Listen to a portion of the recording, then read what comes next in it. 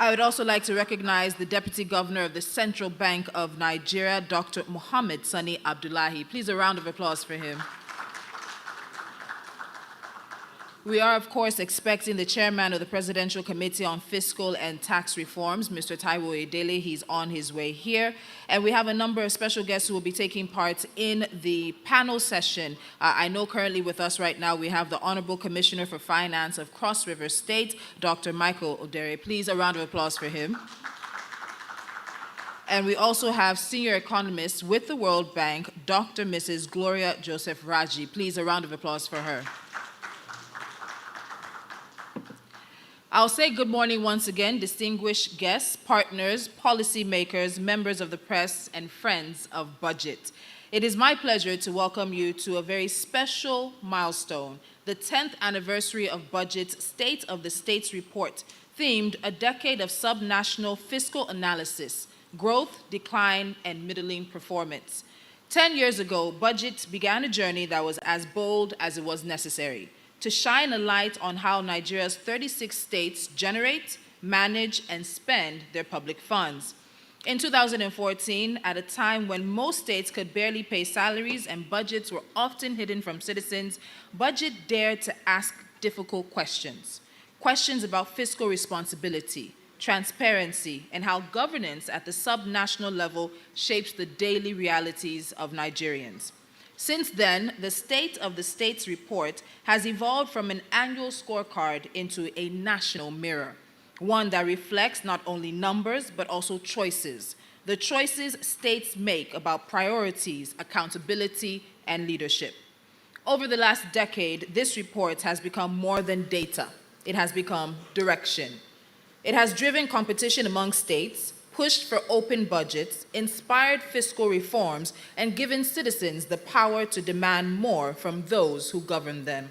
Today, as we celebrate this 10-year milestone, BudgIT once again calls us to reflect, because even with higher allocations, the removal of fuel subsidies, and broader fiscal space, too many Nigerians still live without the basics: quality education, healthcare, clean water, and infrastructure that works.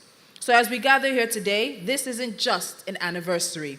It's an accountability checkpoint, a reminder that fiscal data is not about just charts and rankings, but about people, about the mother in Zamfara waiting for a clinic that was budgeted but was never built, about the young graduate in Abia who deserves a state where transparency attracts investment, and about every Nigerian who simply wants to see their taxes working for them.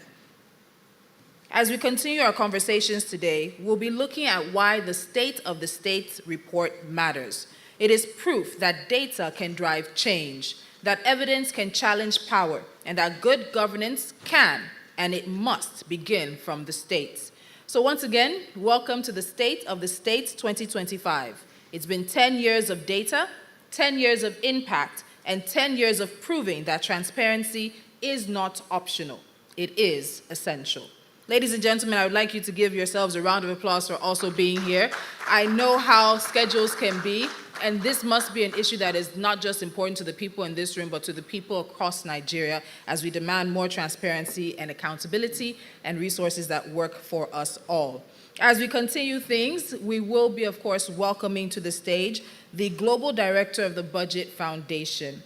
For a decade, BudgIT has done more than publish numbers. It has shaped narratives, challenged policy conversations, and made fiscal transparency parts of Nigeria's national vocabulary. The State of the States report started as an idea, a simple question: how are our states really managing their finances? But under the visionary leadership of the BudgIT team, that question grew into a movement that has challenged government to open their books, pushed citizens to demand accountability, and empowered policymakers to make better data-driven decisions. Now, at the heart of this journey is someone whose belief in technology, transparency, and civic innovation has remained unwavering. He has shown us that data can be a tool for democracy, not just for statistics. Please join me in welcoming to the podium to give the welcome address the Global Director and co-founder of BudgIT, Mr. Oluseun Onigbinde. Please, a round of applause for him. Please, let's keep the applause going. Keeping anything going in Nigeria can be difficult. 10 years of this report is a momentous milestone. Sheol, over to you. Thank you so much. All right. Thank you so much, Tolu, and it was good seeing you here today. Thank you, everyone, for being here today. And it gives me great pleasure to be here at the 10th anniversary of the State of States report. I feel so elated. I feel excited to be here today against all the odds. I want to thank our special guest, starting from the Deputy Governor of the Central Bank, a friend of mine. Thank you so much for being here today. Thank you so much, the representative of the Nigerian Governors Forum, our friends from the World Bank, commissioners from states. Thank you so much, Ekene Misiche and the Gates Foundation, for your commitment to this work since 2017. Possibly we would not have been able to sustain this impact without that generous support. And thank you so much, everyone. I will just go quickly about the issue, why State of States. As an organization, people think of us as an entity just focused on transparency and accountability. But we are not just doing transparency for transparency's sake. We're also careful and mindful that we need a strong economy, a very viral society for transparency to make a meaning.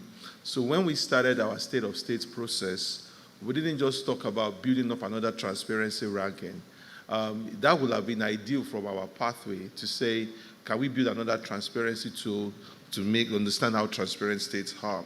But we said no. We wanted to look at the fiscal health, the economic capabilities of states. We wanted to really understand if states have the strength, the fiscal strength, to be able to deliver goods and services for the people. And because it was also difficult to find data in those times, we said to ourselves, we will find whatever is possible to be able to build up this conversation. And I must say that as every year we gather not just to present numbers, charts, or fiscal ranking, we hold each other up and we ask ourselves, what choices are the states governments making? What part are they making? What opportunities are they seizing? What are they leaving on the table? When we began, it was from my experience while working at the bank, that even as a banker who was in the strategy unit of a bank, it was extremely difficult to find state-level data there. And I sat down with my friends, with my colleagues then at Atiku Samuel, and I said to Atiku, who was our head of research at that time, that Atiku, what can we do differently? We don't have enough state data, but we need to start building up an index. And with Atiku Samuel, we built up this new ranking for states. And what we have seen has been remarkable improvements since we started this journey. We first started with approved budgets, which means that we were not even sure that this is the true picture or the accurate picture of the states. Then we moved next into what we call budget performance reports. Then we now moved into audited statement, which is now the backbone for this work. And the report began with a simple belief that every kobo meant for citizens must be traceable, must be justified, and must be used to improve lives. So from the states where 5 state budgets were published to today, transparency and fiscal health analysis has become a competitive advantage. And you would not imagine how much governors, commissioners, leaders, rating agencies, banks, financial institutions care a lot about this report, because this report is still the only, or maybe it's the sole report to really adjudge the fiscal health of states. And we now have governors that are wait eagerly, sometimes nervously, to see where they stand. Citizens have strong voices. Data has become a lever for fiscal health analysis and for accountability. We truly celebrate this progress sincerely. Yet we must be honest with ourselves. When I look at State of States, I look at it in 3 prisms. I see a time in 2016 when we started where it was a high level of uncertainty due to the fact that oil prices were crashing, also the fact that also our oil production was dipping, and states were beginning to feel immense pressure from the crash in oil prices. And so we started with states, the vulnerability of states being exposed significantly. You remember that 26 out of 36 states then could not even pay salary. And so it was clear that we were facing a challenge. Then we moved into a time where there was an uptick because now we now had improved macros, and now states are now getting much more money. But what you see of recently, and as you will see in the report, is that the revenue growth for states had significantly doubled in the last 1 year for nearly almost every state. In fact, some states, they could say they had even tripled. And that means that states are now awash with a whole lot of cash. And it's also very important for us to really adjust the fiscal health and ask if they are truly delivering results for the people. We see this work as our collective responsibility, that governance must be sustainable and also must be people-centered, that the fiscal health of state is linked to safe classrooms, thriving small businesses, and also that effective tax rates, and also that basic health care can be a privilege, but not a guarantee. The thing we have seen is that the state of state is not budget report alone, it's a public resource. It's a call to action. It's a roadmap for reform. A reminder that Nigeria's future is not only shaped in the capital city, but national prosperity engines must happen in Kano, in Enugu, in Bauchi, in Oyo, in Rivers, Sokoto, and every corner of this federation. And one thing also I would say is how, when we have looked at the rankings, that the ranking has flipped around over the years. But obviously, there are some certain states like Rivers and Lagos that kept themselves within the first 5 over the years. But it's also a reminder that you also look at the state like Osun. There was a time that Osun was the last on the log of the state of states when they had these bullish borrowings that almost put them in significant jeopardy. But recently, Osun has also turned that corner, and you find that it's beginning to move upwards. So that also tells the story of the state in terms of their fiscal health. We are grateful for partners who have supported us for this work. We salute the reformers within government who fight quietly and bravely to improve the systems. When we started, we only published the report. At the point in time, we had to ask the World Bank to help us look at the methodology, to improve the methodology. And next is also, we are also thinking, we also now will share with state governments, give us feedback before these reports are published. We thank also citizens who ask tough questions because they deserve better. Let's build states that can fund their ambitions through innovation, through audacity, and through investment in education, health, infrastructure. One of the few things that we want to do, again with state of state, I will take it as 4 things, that where do we go from here? The first thing is also, we want to ask ourselves, we want to look into the methodology. Obviously, state budgets now, state finances now are in a good and possibly in a much more healthy place, which means state governors now have more money to play around with. But there is still a significant challenge in that, as we have seen. There's been increased investment in overhead costs, in capital infrastructure. But the question we're asking, which kind of capital infrastructure, as we see that health and education and social sector spending is still not getting the traction that it should get. So that also means we ourselves have to look within our methodology so that what we are assessing is not just the fiscal health, which might be short-term, but also how are states investing in their long-term growth. The other part is also how much theoretical analysis do we have with this work.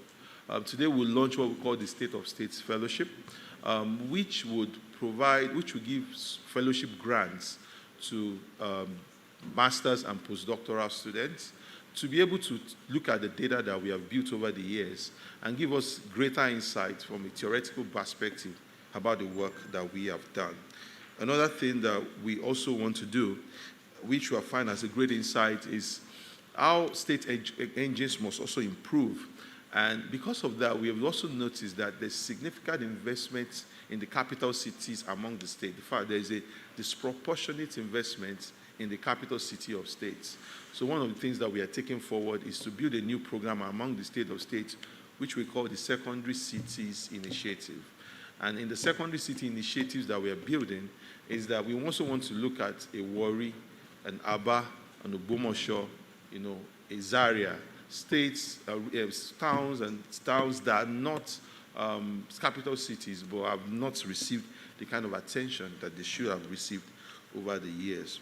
Finally, for state of state is also to be able to be more rigorous in the analysis for us to ensure that we do more stakeholder engagement. So we also want to be able to have convening of state governments annually to also discuss the findings of the state of states prior to a new publication.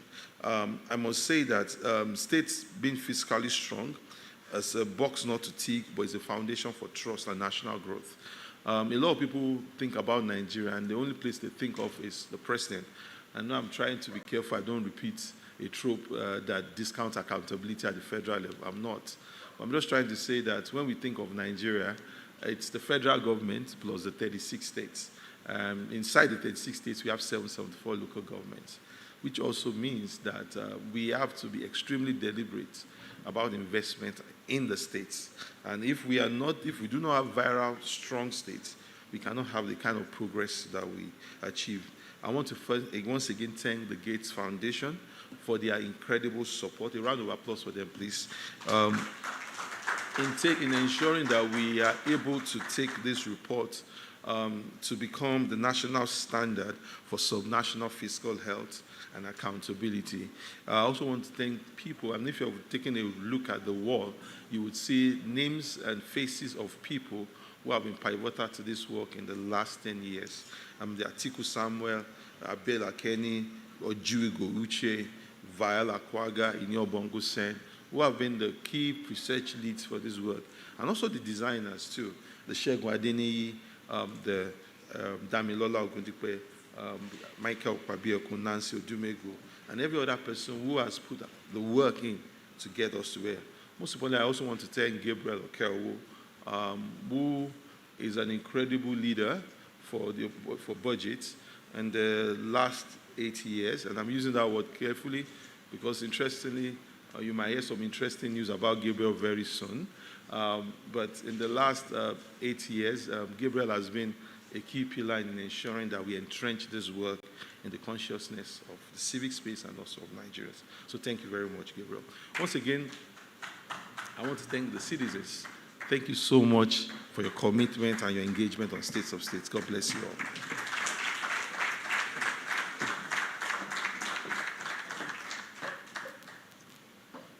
Sheon forgot to thank me.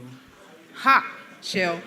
So the reason I say Sheon forgot to thank me is we're both from the same city. He's a very proud son of Ogbomoso. I'm a very proud daughter of Ogbomoso. But aside from that, 10 years ago, I've actually been working with the BudgIT team off and on for about 10 years now, even before they set up the State of the States. In my daily job, I'm the director of programs for News Central Television. And over the years, we've had Sheon, we've had Gabriel, we've had representatives of BudgIT on many of our shows to analyze and to take apart the State of the States report to make sure that citizens are informed and understand what is inside the data. So as Sheon was speaking, our keynote speaker walked in, and let me take this opportunity once again to thank our keynote speaker, Mr. Taiwo Oyedele. He's the chairman, Presidential Committee on Fiscal and Tax Reforms, for being here with us today. Please, a round of applause for him. We also have Umar Saleh Anka. He's the Director of Climate Change in the Ministry of Environment and Climate Change of Kano. Please, a round of applause for him for being with us today. So ladies and gentlemen, as we keep things going, we have a few special remarks, special addresses that are going to be coming your way now. We also have a number of other things we'll be doing. There is a keynote address coming your way, as well as a special panel that has some very interesting conversations that will be had. Please don't forget that we are also streaming this. It is available online. We'd love for you to share your thoughts on all of the conversations that are happening here today. So as we move forward to our special addresses, over the past decade, BudgIT has worked hand in hand with partners who share one vision: to see governance in Nigeria become more transparent, more accountable, and ultimately more people-focused. From development organizations to institutions shaping public policy, this journey has been fueled by collaboration, by those who understand that sustainable growth begins with open data, sound fiscal management, and citizens' trust. This morning, we'll hear from some of those key partners who have walked the journey with BudgIT from the very beginning, lending their expertise, resources, and unwavering belief in the power of civic innovation. Our first speaker, Mr. Ekanem Esichie, is Deputy Director, Program Advocacy and Communications, Nigeria at the Gates Foundation. In this capacity, he leads the design and execution of high-impact advocacy and communications strategies that advance the foundation's policy and financing objectives in Nigeria, assuring alignment with both programmatic priorities, and cross-cutting national development outcomes. Now, prior to joining the foundation, he provided strategic advisory services across 7 African countries, working with governments, private sector institutions, and development partners to strengthen systems and accelerate impact. His professional portfolio spans critical sectors, including health systems, energy, social development, ICT, and manufacturing. Having lived and worked across Europe, North America, the Caribbean, and Africa, he brings a truly global perspective to leadership and policy engagement in Nigeria and beyond. He is widely recognized for his expertise in advocacy, strategy, public affairs, and risk management, where his work has not only enhanced business performance, but also influenced national and regional policies across African markets. His ability to integrate evidence, diplomacy, and stakeholder alignment has positioned him as a trusted leader at the intersection of policy, development, and private sector innovation.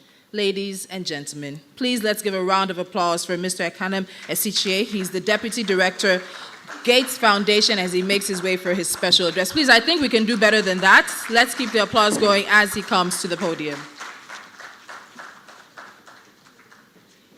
Many thanks, Tolu. That was a long introduction. First of all, let me just say congratulations to BudgIT. This is truly remarkable. Before I even go into my remarks, let me just say that Seun has been one person that I've honestly admired in terms of what he has done from when he first started to taking it to where it is today. When I knew Seun, he was a lot slimmer. Now he has added some muscle. But and one of the chances I got to really know Seun was we went for a conference, and there was no room. They didn't have any room, so both of us had to share a room. But in sharing the room, we now began to exchange ideas, and I really saw how passionate he was, how insightful he was, and I saw one person that really wants to drive change in Nigeria. So I honestly celebrate you, sir, today, and say congratulations to you and your entire team. So please, a round of applause for them. So just quickly acknowledging everyone is here, fellow partners from the World Bank, Nigerian Governors Forum, obviously BudgIT, other distinguished guests, my brother Dasijo, who is also a family friend. So good to see you here, and thank you for the great work you're doing at the Central Bank of Nigeria. So, distinguished guests and colleagues and partners, it's a privilege to join you here for the launch of the 2025 State of State reports. So allow me to first of all once again congratulate BudgIT for a decade of leadership in transforming how Nigerians understand and demand accountability from public finance systems. For 10 years, the State of State reports has served as one of the country's most credible barometers of subnational fiscal health. It has done more than rank states. It has chronicled the evolution of fiscal management at the state level through illuminating how fiscal governance, when done well, can translate into stronger systems and better lives. This year's edition with the theme Growth, Decline, and Middling Performance is particularly significant in the Nigeria of today.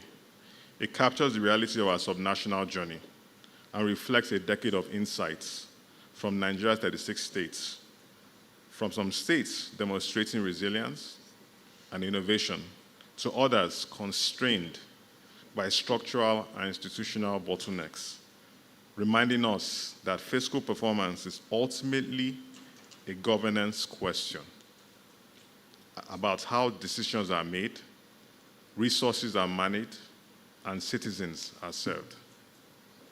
The State of the States report matters because it spotlights governance maturity as the driver of fiscal credibility, policy coherence, and service delivery outcomes. This report sheds light on the credibility of state budgets. It holds the stakeholders of public spending to account to ensure that resources allocated reach their intended purpose and provides visibility to citizens on the value of every naira spent. It provides a governance mirror, one that helps policymakers and citizens see where progress has actually been made. and where reforms are overdue. A decade of analysis reveals that fiscal transformation is possible when governance systems work, when institutions are present, when citizens have a voice, when data drives decision-making. BudgIT's work reinforces the truth that governance is not all about policy. It's about performance, about turning public resources to public good. For the Gates Foundation, and I'll speak from our perspective, enhancing fiscal discipline and accountability and improving the credibility of the state's budgets is one of the essential enablers of strengthening the healthcare systems. We recognize subnational fiscal governance as central to improving performance and service delivery outcomes. This conviction underpins our long-standing partnership with BudgIT.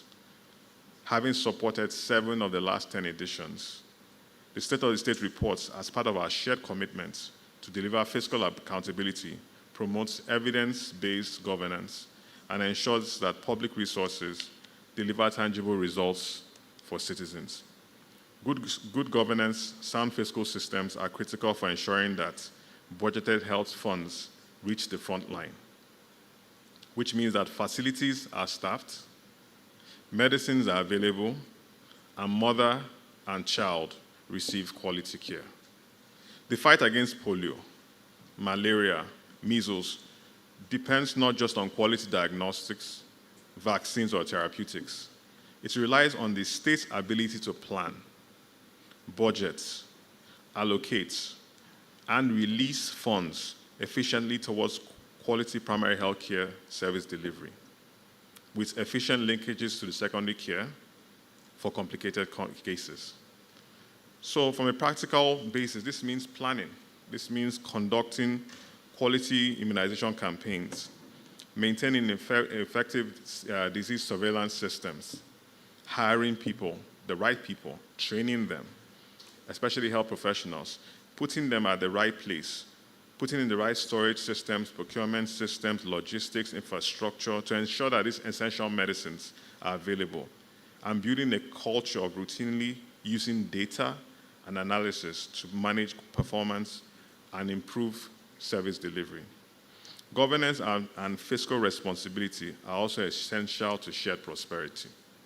States that diversify budget revenue streams, that invest strategically, forecast their cash flows, and review their budget profiles through strengthening public fiscal management practices, they create an environment where businesses thrive and citizens prosper. In Nigeria, low budget execution is not always about lack of funds. In some states, we found that when funds are indeed, that there are funds that are actually indeed available. However,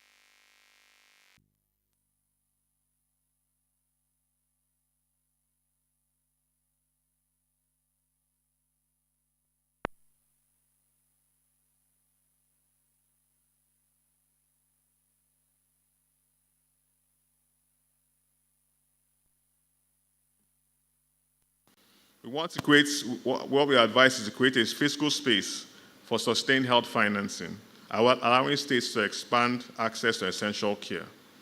When you look at data transparency tools, I want to highlight BudgIT's PHC accountability tracker, and I repeat, the PHC accountability tracker. And I want to do a really small survey here, and I'm pleased if you can participate, that would be wonderful. How many of you have been to the primary health care center in where you live here in Abuja or wherever? How many of you have been to the nearest one? Okay. 10% of you all. How many of you have been to the one in your villages? So it tells you that we have work to do, because most of the people in your cities, your towns, your villages go to those centers. And I would advise everyone, go there and see what's really happening. Go there and see what's really happening. When you hear about a lot of the deaths that happen in villages, you need to go there and see the kind of services they are receiving. So my call to action to everyone is please go to the nearest PHC center where you live and in one of your villages and see the sort of services they need and try and see how you can support those centers. Do the eyes have it? All right, good. So at the heart of this ecosystem, we applaud the budget state of the state reports because it provides evidence for policy decisions. So as I round up, one of the things I would say is that revenues have grown substantially over the last decade. And in the last 2 years, we have seen a huge increase in FAC allocations because of the fuel subsidy removal. But this fiscal growth has not always translated to stronger service delivery systems or better outcomes for communities and citizens. So our advice and another call to action is that it is critical that state governments take ownership of performance, matching ambition and reform agendas, which have been demonstrated at the federal level. Real impact will require states not just to mobilize more money or revenue, but to manage, deploy those resources more transparently, efficiently, and equitably. I want to congratulate BudgIT for this decade of transformative impact. Gates Foundation remains committed to this partnership, and I think together with BudgIT, reform-minded state governments, institutions, and civil society will continue to support the systems, the tools, the partnership that makes governance work for the people. As the 2025 State of the State reminds us, fiscal health is human health, and governance, when transparent, accountable, and it is a bridge that connects us all. Thank you.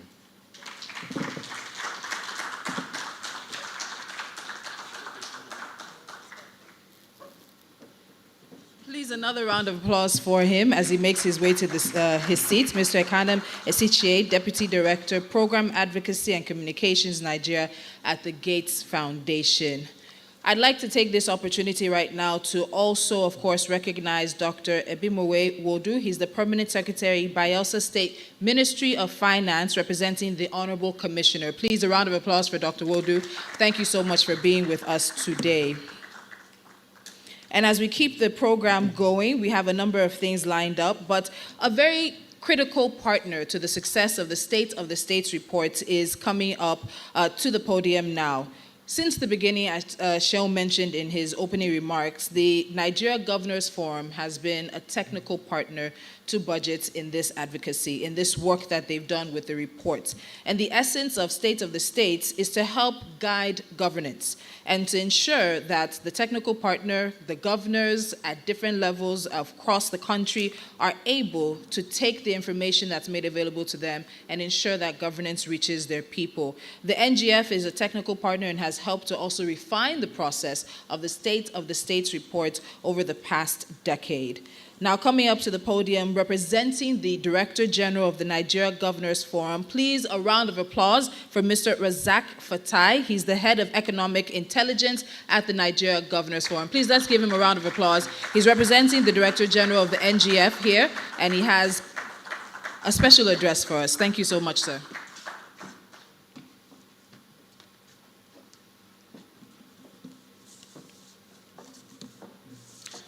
First, before I read DG's speech, so let me congratulate Sheol and team for this wonderful job over the last decade. You've done very well, and I look forward to seeing much more from you and your team. That said, distinguished guests, I would not like to mention one name after the other, but I welcome you all. Colleagues from public and private sectors, civil society, and development partners. I say good morning to you all. So on behalf of DJ, I'll be reading his speech. It is a pleasure to join you at this important meeting, marking the 10th edition of the State of States of BudgIT, themed A Decade of Subnational Fiscal Analysis. which offers an opportunity for honest reflection on how far we have come and how we can deepen the culture of fiscal transparency and accountability across Nigeria's 36 states. Over the past decade, BudgIT has remained an important civic partner in advancing citizen access to public finance information. The State of State report has evolved into a credible, independent assessment tool, complementing the efforts of government institutions, including the Nigeria Governors Forum, to promote evidence-based dialogue around state performance.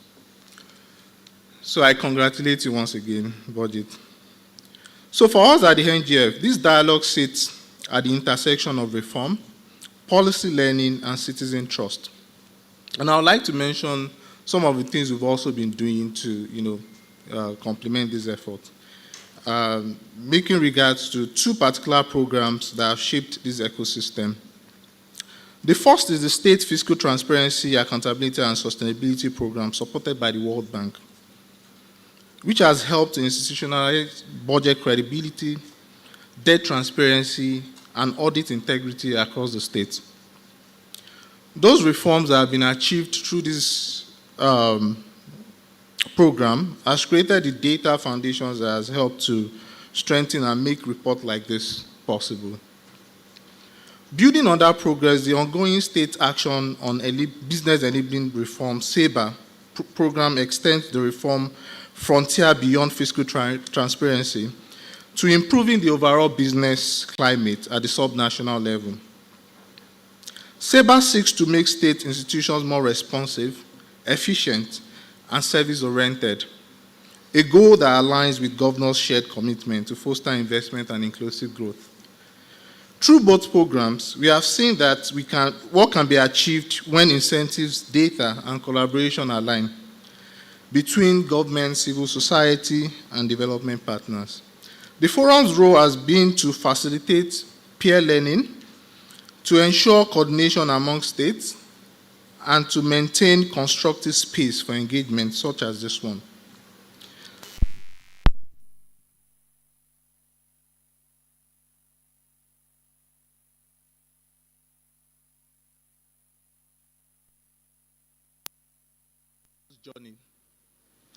Each state faces unique fiscal realities, and the context matters. From revenue composition and debt sustainability to social spending pressures, what is essential is that we keep refining the data, improving dialogue like this, and also strengthening mutual accountability in ways that recognize those differences. I therefore commend BudgIT for sustaining this effort and thank our development partners for their consistent support to subnational reforms, including the Gates Foundation. The Nigeria Governors Forum will continue to provide a platform for peer exchange and dialogue that enables states to learn from each other and to partner constructively with civil society. Congratulations once again to BudgIT on this 10th anniversary edition, and I wish all participants productive deliberations. Thank you very much.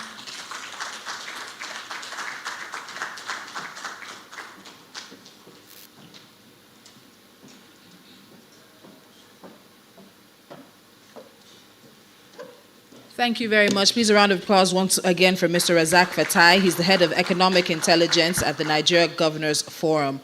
I would also like to recognize at this time the Minister of Budget and Economic Planning of Nigeria, Abubakar Atiku Bagudu, who was here earlier, and he sends his regards, as well as his goodwill message and congratulations to BudgIT on this milestone. So since he is in absentia right now, let's just give him a round of applause. The Minister was here earlier to take part, and unfortunately he could not stay. So as we continue, we do have one more special address coming up. And after that, we'll be getting into the keynote address by our keynote speaker. There will also be opportunities for questions from the keynote address. And I know there should be a number of questions in the audience. So please open your ears, listen attentively, and get ready. This is an opportunity many people don't often have. I'm one of the people who've had this opportunity several times. I've known our keynote speaker over the past few years and interviewed him in various capacities. So I won't ask any questions. But if you guys don't have questions, I will always have questions for Mr. Taiwo Oyedele. So please, let's open our ears and be ready to engage with him when the time comes. But before we go to our final special address, we'd like to recognize peer organizations that are working with budgets, that are working in the same space of advocacy and civic education. I'd like to recognize the International Budget Partnership. There's a representative present today. Please, a round of applause for them. Let's also recognize the National Resource Governance Initiative. Please, a round of applause for them. National Resource Governance Institute. A round of applause for them. We also have the Paradigm Leadership Support Initiative. A round of applause for them as well. Invictus Africa is here today. Please, a round of applause. DAI is here today. DAI has a representative with us. And we also have a representative of Accountability Lab with us today. Please, a round of applause for all these organizations that are doing the work in their own way, but also supporting the work of Budget. Thank you so much for the support over the years. Our next special address comes from an economist and a public policy expert who has over 2 decades of leadership in economic policy, central banking, and international development.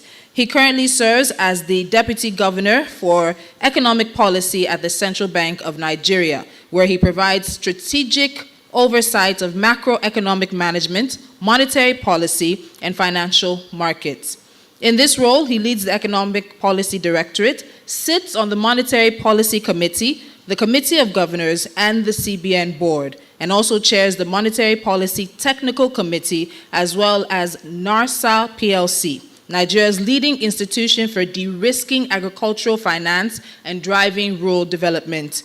Now, before joining the CBN, he served as Commissioner for Budget and Planning and as Chief of Staff in Kaduna State, championing reforms in fiscal transparency and open data governance. His global experience includes serving as a policy advisor at the Economic Office of the United Nations Secretary General and as a member of the World Bank's Advisory Council on Citizen Engagement. Ladies and gentlemen, please help me in welcoming Dr. Mohammed Sani Abdullahi, Deputy Governor, Central Bank of Nigeria, to the podium. Please, let's keep the applause going as he makes his way here, taking time out of his busy schedule to be with us and share highlights on this. Please, let's keep the applause going. Thank you very much.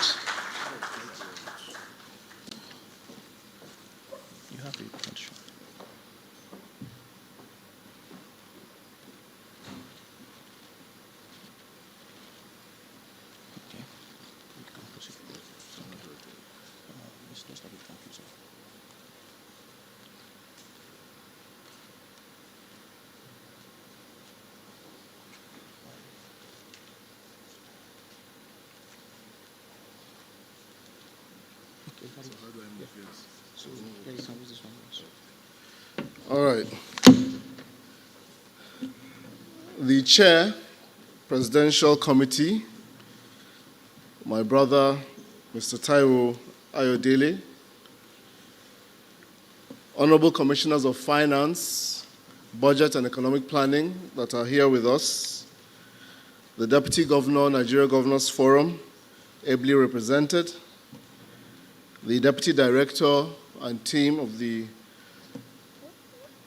Bill and Melinda Gates Foundation, my sister, the senior economist from the World Bank, the country director, my brother, Mr. Sheon Onuginde and his team at Budget, development partners, civil society, members of the press, ladies and gentlemen, good morning. 10 years ago, in November 2015, as a newly appointed Commissioner for Budget and Planning in Kaduna State, one of my first official actions was to sign a memorandum of understanding with BudgIT, with a much younger Sheun, much slimmer, not as fat as he is now, with no white beard, and he didn't need glasses then, but today, much, much older. And I think with our partnership from 2015 till when I left the commissioner position, we achieved a lot. First of all, in ensuring that not only all the states' budget was online, right from the proposal stage to the final budget, but we were also able to move all of Kaduna's 23 local government budgets online, which was the first for any state. We worked together extensively to move to not only budgets, but also to then performance reports, and then move to tracking the performance of the budgets through what we call the Eyes and Ears program, which allows citizens to actually follow up on budget processes. When people ask me how I did as commissioner, I just ask them to check the state of the state's report, because I believe Kaduna topped that report for quite a number of years. I think we all deserve a round of applause. So I'm very honored, actually, to join you today, Sheun and the team, on this significant milestone. A decade of the state of the state's report, a project that has become a reference point for evidence-based subnational fiscal transparency. I join other speakers before me to congratulate you for sustaining this critical mirror for subnational governance. The report has, year after year, distilled very hard fiscal truths. It has clarified realities, benchmarked performance, and recentered public conversations around the things that truly matter: capital investments, social outcomes, fiscal credibility, and ultimately the life of the people of Nigeria. This year's theme of the report, a decade of subnational fiscal analysis, growth, decline, and middling performance, is a timely call to reflect not just on the numbers, but on the lessons embedded within the numbers. And it is within this frame that I offer my remarks. I have a short presentation, which I've titled Turning Windfalls into Outcomes. Because 2024 for most states was not just a year of unprecedented fiscal flows, but also one that tested our ability to convert those flows into enduring pro-poor investments. I think I need some help from the technical team to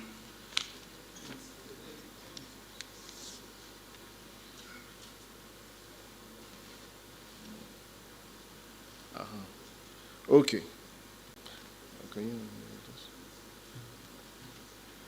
Okay. So,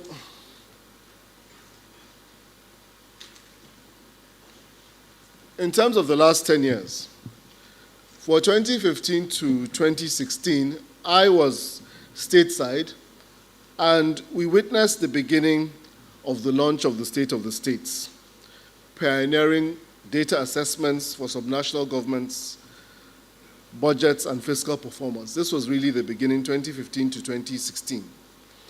From 2017 to 2019, we saw states beginning to build accountability. Now, budgets can definitely take some of that credit, but also there were a number of things happening. States began to publish audited accounts, the fiscal ranking started, and this helped to shape the public discourse and citizen demand. In 2020 and 2021, the resilience of states and even the federal government was tested when COVID-19 shocked and exposed weak revenue bases. The report at that time became a diagnostic mirror for sustainability under a lot of stress. And for my colleagues who were at the state government at that time, you will know that we saw, I don't want to say the word, but we saw pepper. 2022 to 2023 really was a time when, after that shock came through, we saw a lot of recurrent expenditure rising above capital, debt services dominating budgets, and there were calls that intensified for discipline and reform. The era for 2024 to 2025 is an era of post-reform windfalls, which have transformed revenue significantly. And the question then now is, how do we turn these inflows into outcomes? So the theme for this year's report, Growth, Decline, and Middling, the report, which I've had a chance to see an advanced copy, sees nominal revenues expanding nominally, and capital expenditure now exceeding recurrent expenditure, which is a positive thing. What we must do then, from our own perspective, is to ensure that we lock in that fiscal discipline by maintaining the CAPEX recurrent ratios. When I was Commissioner of Budget, the biggest challenge that we have consistently was that we had committed that we were always going to run a 70-30 capital recurrent mix. For many states, they were unable to do this, and you would see recurrent being 80% with capital being 20%. Now, with what has happened with revenues going up, all states have capital expenditures above recurrent. So we must try to lock this in for the long term. We must never go back to a position where recurrent expenditure overshadows capital. And we have to do this by digitizing internal revenue generation systems, completing the TSA adoption, and strengthening state-level transparency. In terms of decline, the report highlights structural vulnerabilities. What we see are persistent execution gaps, so the gap between the budget and actual execution, and also FX-linked debt pressures, because as the currency moved, states that had FX exposure also are facing that significant pressure. What we must do from our own perspective is we need to continue to raise budget execution in education and health above 80%, and for state commissioners that are here, or state-level officials that are here, you must learn to hedge foreign currency exposures and prioritize PPP. The central bank is currently working on an instrument that will allow subnationals to be able to do this properly. Given the lessons that we've learned, it's very important that we're able, at the subnational level, to really hedge our foreign currency exposures, and this is very important because states are currently very exposed. In terms of the middling, we see average performance masking deep variance. And from our perspective, what needs to happen is to compete on real outcomes. And this, my brother from Governors Forum, we have to create that platform to continue this peer review, peer sharing, and competition to compete on positive outcomes, learning gains, primary healthcare delivery, infrastructure quality. We have to institutionalize the quarterly performance scorecards linking budgets to service delivery, and this is something that the the Governors Forum, I used to have your role a long time ago, so I know what you're going through. So it needs to do. Now, what has the windfall been? In 2024, we've seen a surge from 5.4 trillion in federation transfers,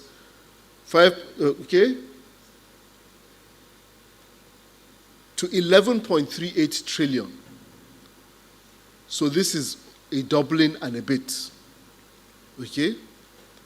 And as Shaun mentioned at the beginning, some states, because the generality masks the disparities, some states have seen a tripling of revenues. And this is because of the removal of the petroleum subsidy, the exchange rate unification, which have really led to unprecedented inflows. So for the first time in many years, capital expenditure at the state level has overtaken recurrent spending, with CapEx surpassing personal overheads by over $1 trillion.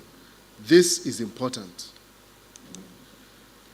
So the central message that we need to take away from that slide is that fiscal discipline, not inflows, will define transformation. What you will see is that despite that states' revenues have gone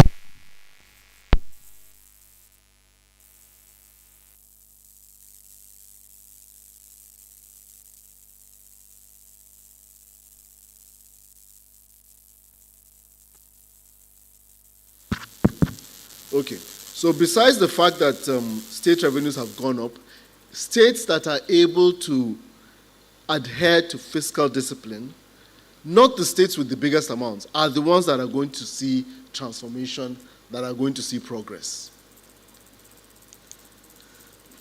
Now, I want to talk a little bit about the macro, and I'm conscious about time and I'm going to rush it, but in 2023, the reforms were non-negotiable.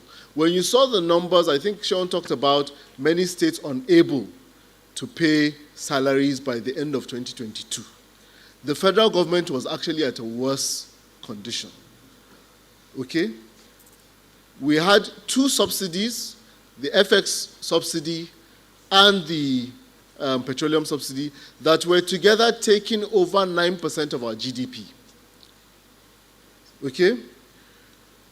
When we came in at the CBN, the average parallel FX market premium was over 60%, which means that if CBN gives you official dollar, you go outside the building, you can get a 60% premium automatically. So nobody was doing any real sector business. The best business is the arbitrage business. You come, you get official dollar, collect $10 million, tomorrow you're a billionaire. This, and I'll show you where we are today. We also came and met a $7 billion FX backlog. FX was owed to airline companies, various businesses, industries that just could not affect FX. And so this was affecting the way that we were able to inflow capital into our economy, because nobody will bring in FDI or FPI if they know they cannot repatriate their money back. We had seen a collapse of capital importation by 75% between 2019 and 2023. Now, this is important not just for the macro, but also for the states, because this also affected how states were able to do investment promotion, PPPs, FDI advancement. So what we really met was a distortion, a lot of distortion in the economy. Economic growth had slowed down. Our foreign reserves gross was less than 32 billion. Net reserves were actually less than $1 billion. Okay? Inflation had gotten to a 28% increase. And if you look at the fiscal pressure here, it had collapsed. FAC had collapsed to about 800, 700 billion naira a month. Today, it is much, much, much higher than that. So the early diagnosis that we did revealed three structural interlinked issues. The first was that we were on an unsustainable fiscal path as a country. Ways and Means, which is CBN printing money to fund government, was at 22.7 trillion, or 11% of GDP. So this had fueled money supply and then inflation, because money supply had outpaced economic growth and it had created a primary engine for inflation. The second is that there was a dysfunctional foreign exchange market, multiple exchange rates which fueled arbitrage. There's a different exchange rate for the aviation sector, different exchange rate, different window for importers, different window for exporters, so many distortions. And this system impeded foreign investment and created a huge backlog. Lastly, there was a deteriorating external position.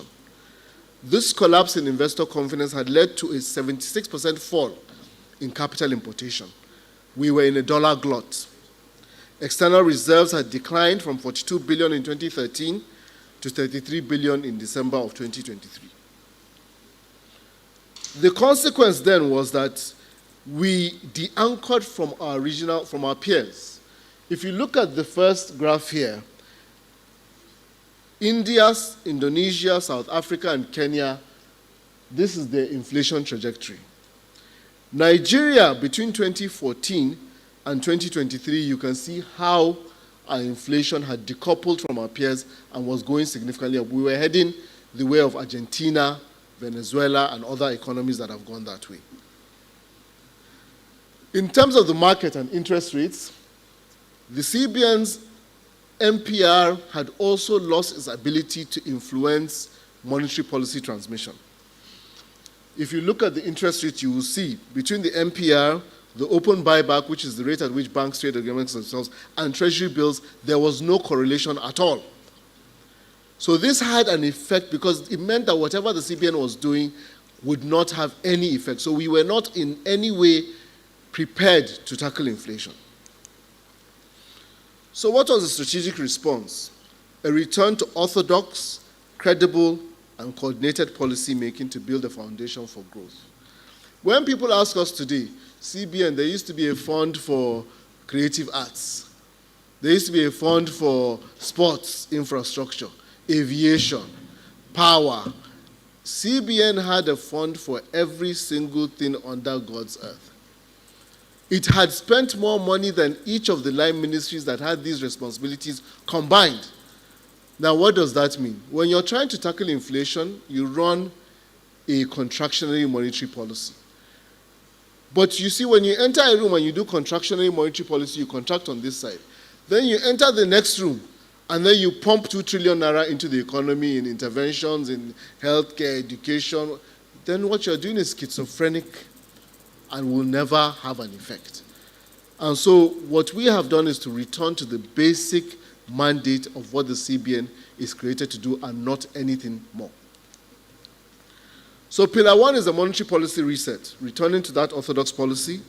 Pillar 2 is a normalization of our foreign exchange market. All these different windows, everything collapsed into one. Nobody has preferred FX rates. You come as a trader, you come as a minister, you come as whoever you come, you are getting one rate. And that rate is as much as possible reflective of what every Nigerian rate is. There is no rate for somebody going for Hajj that's different for somebody going to Jerusalem or somebody going to buy. There's no rate. It's the same one rate. So that has brought credibility back to the FX market. The Naira is trading steadily, and you can see the stability that has come with that. Now the interest rate corridor is working much better, and that you can see with the resultant reduction in inflation. But we had to take some very hard decisions, one of which was 875% basis point increase in MPR. People ask why. When you do not have real positive interest rates, which is when your inflation is higher than your MPR, it means that every money you keep in the bank is being eroded away by inflation. There is no investor that will put his money in that kind of economy. So unfortunately, because the inflation was high, interest rates have to be higher because that differential is the positive real interest rates. So for as long as inflation remains high, the interest rate has to always be higher than the rate of inflation. And so that was the reason for the hike and has to stay there till inflation continues to come down. We had to sterilize a lot of liquidity. As I mentioned, there was a 23 trillion naira printing of money by the Central Bank of Nigeria. And we had to return to our core mandate and phase out all this quasi-fiscal funding to various sectors and allow the line ministries, departments, and agencies to draw from their budgets. There's no window for anybody. So in terms of engineering a market-driven FX regime, we had to consolidate the FX market, introducing a willing buyer, willing seller, removing all the restrictions on you banning this, banning that. It is not CBN's job to do trade policy. Trade policy is a fiscal issue. So who has the right to ban is the Minister of Finance, the Minister of Trade. Central Bank does not have the mandate to ban any product. That is squarely in the realm of fiscal policy. But CBN was doing fiscal policy, it was doing monetary policy, and that was one of the problems that we had. We then cleared the overhang. $7 billion, we've cleared it completely, which has eliminated a major source of market uncertainty. Now investors are sure, if I bring $500 million into Nigeria, if I want to leave tomorrow, I can move out my money. But when you cannot pay back $7 billion, nobody's going to bring $1 more to your economy. And so we've seen, as of today, the market, we are turning over $8 billion per month. Something that had collapsed to less than $200 million a month is now. So we have sufficient liquidity in the foreign exchange market. And we have institutionalized transparency. Everybody, the authorized dealer banks, when they put on their systems in the morning, they can see where the Naira is trading. They can see who is buying, who is selling. There is no magu-magu. There is no preferred, I know DG, I know governor, I'm going to get a rate. Nobody. Okay? Now, the reason why this is important for this conversation is that the other side, people frequently forget the other side of the house, which is helping to stabilize all of this while the fiscal is doing the work. In terms of ending the inflationary ways and means, we had to get fiscal coordination. The fiscal side had to agree that, yes, we're not going to come to you and ask you to print money for us anymore. We had to get significant buy-in for NNPC to now bring back their funds into the Central Bank of Nigeria, because even NNPC had lost credibility on the Central Bank of Nigeria. So because of that, the nation suffered. We are working a lot with my brother on the fiscal policy and tax reforms to enhance non-oil revenue. And several joint committees between us and the Ministry of Finance, Ministry of Trade, to build synergy and provide key platforms for engagement. But we're also working on strengthening financial system resilience. We've asked the banks to capitalize. Over 20 have already met that recapitalization. The deadline is in March of 2026, and we will emerge with much stronger, bigger Nigerian banks that can fund bigger projects. As of today, if banks want to fund projects, they have to come together and consolidate and lend out because of single obligor limits. We need much bigger banks to fund the transformation that we require. Prudential forbearance, we've edged it out. All the banks are going to reflect proper NPLs, and we've prohibited many distortions in the market, using foreign currency collaterals for local loans, and all the things that were putting the industry at risk. As I said, why do all these matter? Stability is very critical because it preserves the real value of the revenues. As I mentioned in the beginning, nominal revenues have gone up, but if you have inflation also rising, it erodes the ability of states to do any work with the money. So because the revenues have doubled, well, when the cost also doubled, then you're talking 0-0. So we have to keep the stability there for them to be able to see the value in the money and the windfalls that are translating to both the federal and the state government. So the first signs of progress, inflation is moderating. We went up to a high of 35%. Today we're at 18%, still high, but we're on a downward trajectory and we will get to the target. Our growth is back. Last quarter, 4.25%, and we are heading upwards. The trajectory is good. The sectors that have contributed to this growth, information communication, crop production, real estate, finance and industry, so it's broad-based, but it needs to be more inclusive. And this is where the next step is. FAC disbursements. Between January 2022 and 25, you can see how it has jumped 127%, right? Including federal government. For the disbursement to states, it moved from 245 billion to 607 billion, over 148% jump. So the jump is real. Okay? FX market has normalized, as I mentioned. The difference between the BDC and the market is less than 2%. Okay? There's a resurgence in inflows.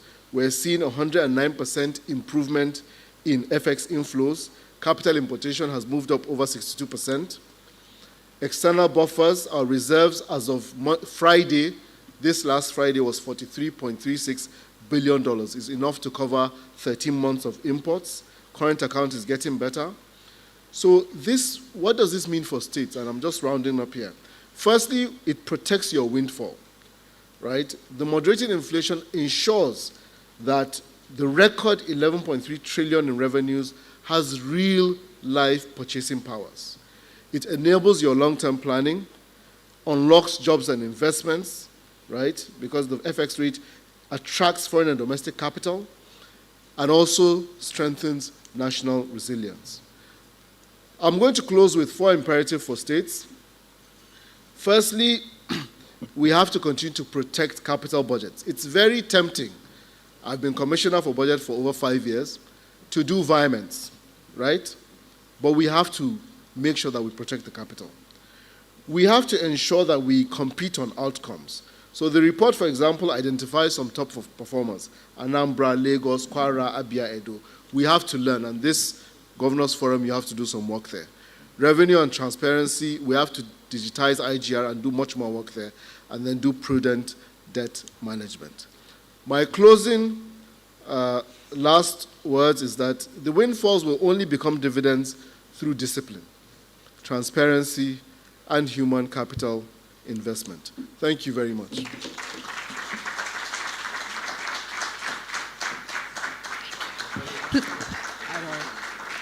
Please let's keep the round of applause going. That was a very insightful special address given to us by Dr. Mohammed Sani Abdullahi, Deputy Governor, Central Bank of Nigeria. So please, once again, a round of applause for him. I know many of us were seeing the numbers, the data, and the statistics and wondering how they translate into real life and the realities of everyday Nigerians. And that's a conversation we are going to continue. But before we get to our keynotes, we have some more of our special guests who have joined us at this point. I would like us to give a round of applause to the Regional Director, West Africa of the Ford Foundation, Dr. Chichi Aniagulu Okoye. Please, a round of applause for her. A very special one because the Ford Foundation has been a massive supporter of BudgIT's work over the years. So please, let's do that once again. Thank you so much for being here. I would also like to recognize the moderator for our panel session, Dr. Olusegun Omishakin, Chief Economist of the Nigerian Economic Summit Group. Please, a round of applause for him, Dr. Olusegun Omishakin. Ladies and gentlemen, we're keeping things moving, and as I said earlier, we're going to have our keynote address, but please don't also forget there'll be an opportunity for you to ask questions. Not endless questions, we'll have to pick a few, but let's get ready for all of that. Now, the gentleman who's coming up to the stage next, I met him several years ago when he was a guest on one of the shows on News Central. I was doing business then. I don't know what my business was in business, but eventually when I started connecting the dots and I realized that there was policy happening at the upper level that was affecting the naira and the kobo in my pocket, I realized I needed to be interested. And he was one of the guests who broke everything down so easily. He made it understandable. He made it concise. He made it something that I, as an everyday Nigerian, was able to understand why I needed to be demanding accountability and transparency. And that was when he was in the private sector. And we often would joke about, I think his advocacy was about taxation. Always about taxation. That Nigeria should stop taxing poverty. Am I right, Taiwo? That is it. And then a few years later, he was then given the nod as the chairman of the Presidential Committee on Taxation. And it has been an honor to watch him over the past, I think, about 2 years, going on 2 years now, as he has worked to reform the taxation levels and the structures in Nigeria.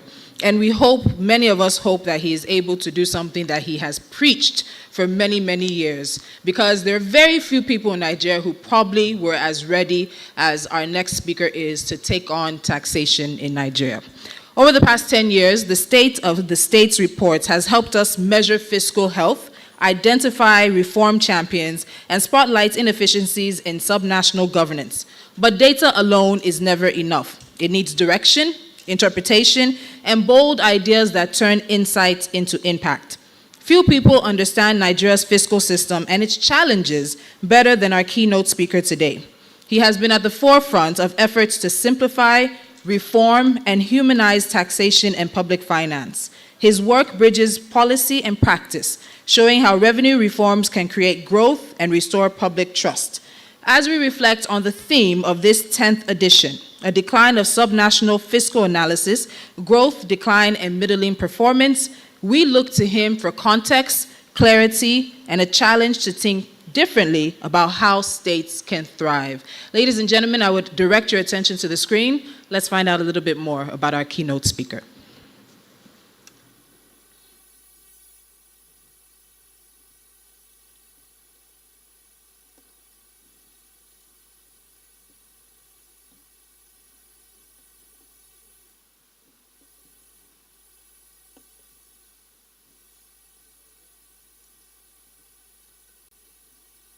Mr. Taiwo Oyedele is the chairman of the Presidential Committee on Fiscal Policy and Tax Reform, a presidential committee established by President Bola Ahmed Tinubu to drive transformative changes in fiscal governance, revenue administration, and economic growth facilitation. A respected thought leader in fiscal policy and taxation, Mr. Oyedele brings over 2 decades of experience from PricewaterhouseCoopers, PwC, where he served for 22 years, including more than a decade in top leadership positions as fiscal policy partner and Africa tax leader. His career reflects deep expertise in tax advisory, policy design, business strategy, and institutional reform. An accountant and economist by training, he has contributed significantly to shaping Nigeria's fiscal landscape through various leadership roles, including chairman of the West Africa Debt Management Roundtable at the Nigerian Economic Summit Group, chairman of the Taxation and Fiscal Policy Faculty Board of the Institute of Chartered Accountants of Nigeria, ICAN, and member of both the National Tax Policy Committee and the Nigerian Taxation Standards Board of CITN. Mr. Oyedele is also an associate professor at Babcock University, a guest lecturer at the Lagos Business School, and a fellow of the Nigerian Leadership Initiative. His commitment to thought leadership has taken him through executive programs at the Harvard Kennedy School, Yale University, and the London School of Economics. Beyond his professional accomplishments, he is the founder and president of Impact Africa Foundation, an initiative focused on empowering young Africans through education, leadership, and entrepreneurship. Ladies and gentlemen, please make welcome to the stage the State of State's 2025 keynote speaker, Mr. Taiwo Oyedele, chairman of the Presidential Committee on Fiscal Policy and Tax Reforms. Please, let's keep the applause going for him as he makes his way to the stage.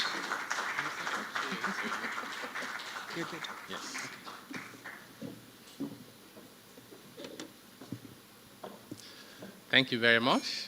And good morning. Actually, it's still morning. I'm a very big fan of BudgIT.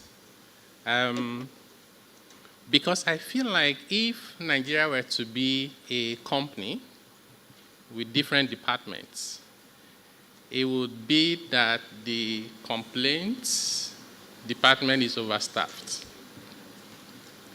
And in the doing department, we don't have enough staff.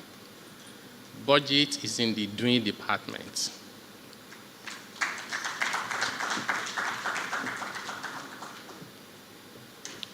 My brother, the deputy governor of the central bank, did an excellent job of the protocol. I will just adopt that before I make mistakes. Congratulations to BudgIT. It's impressive that you've been able to sustain this for 10 years.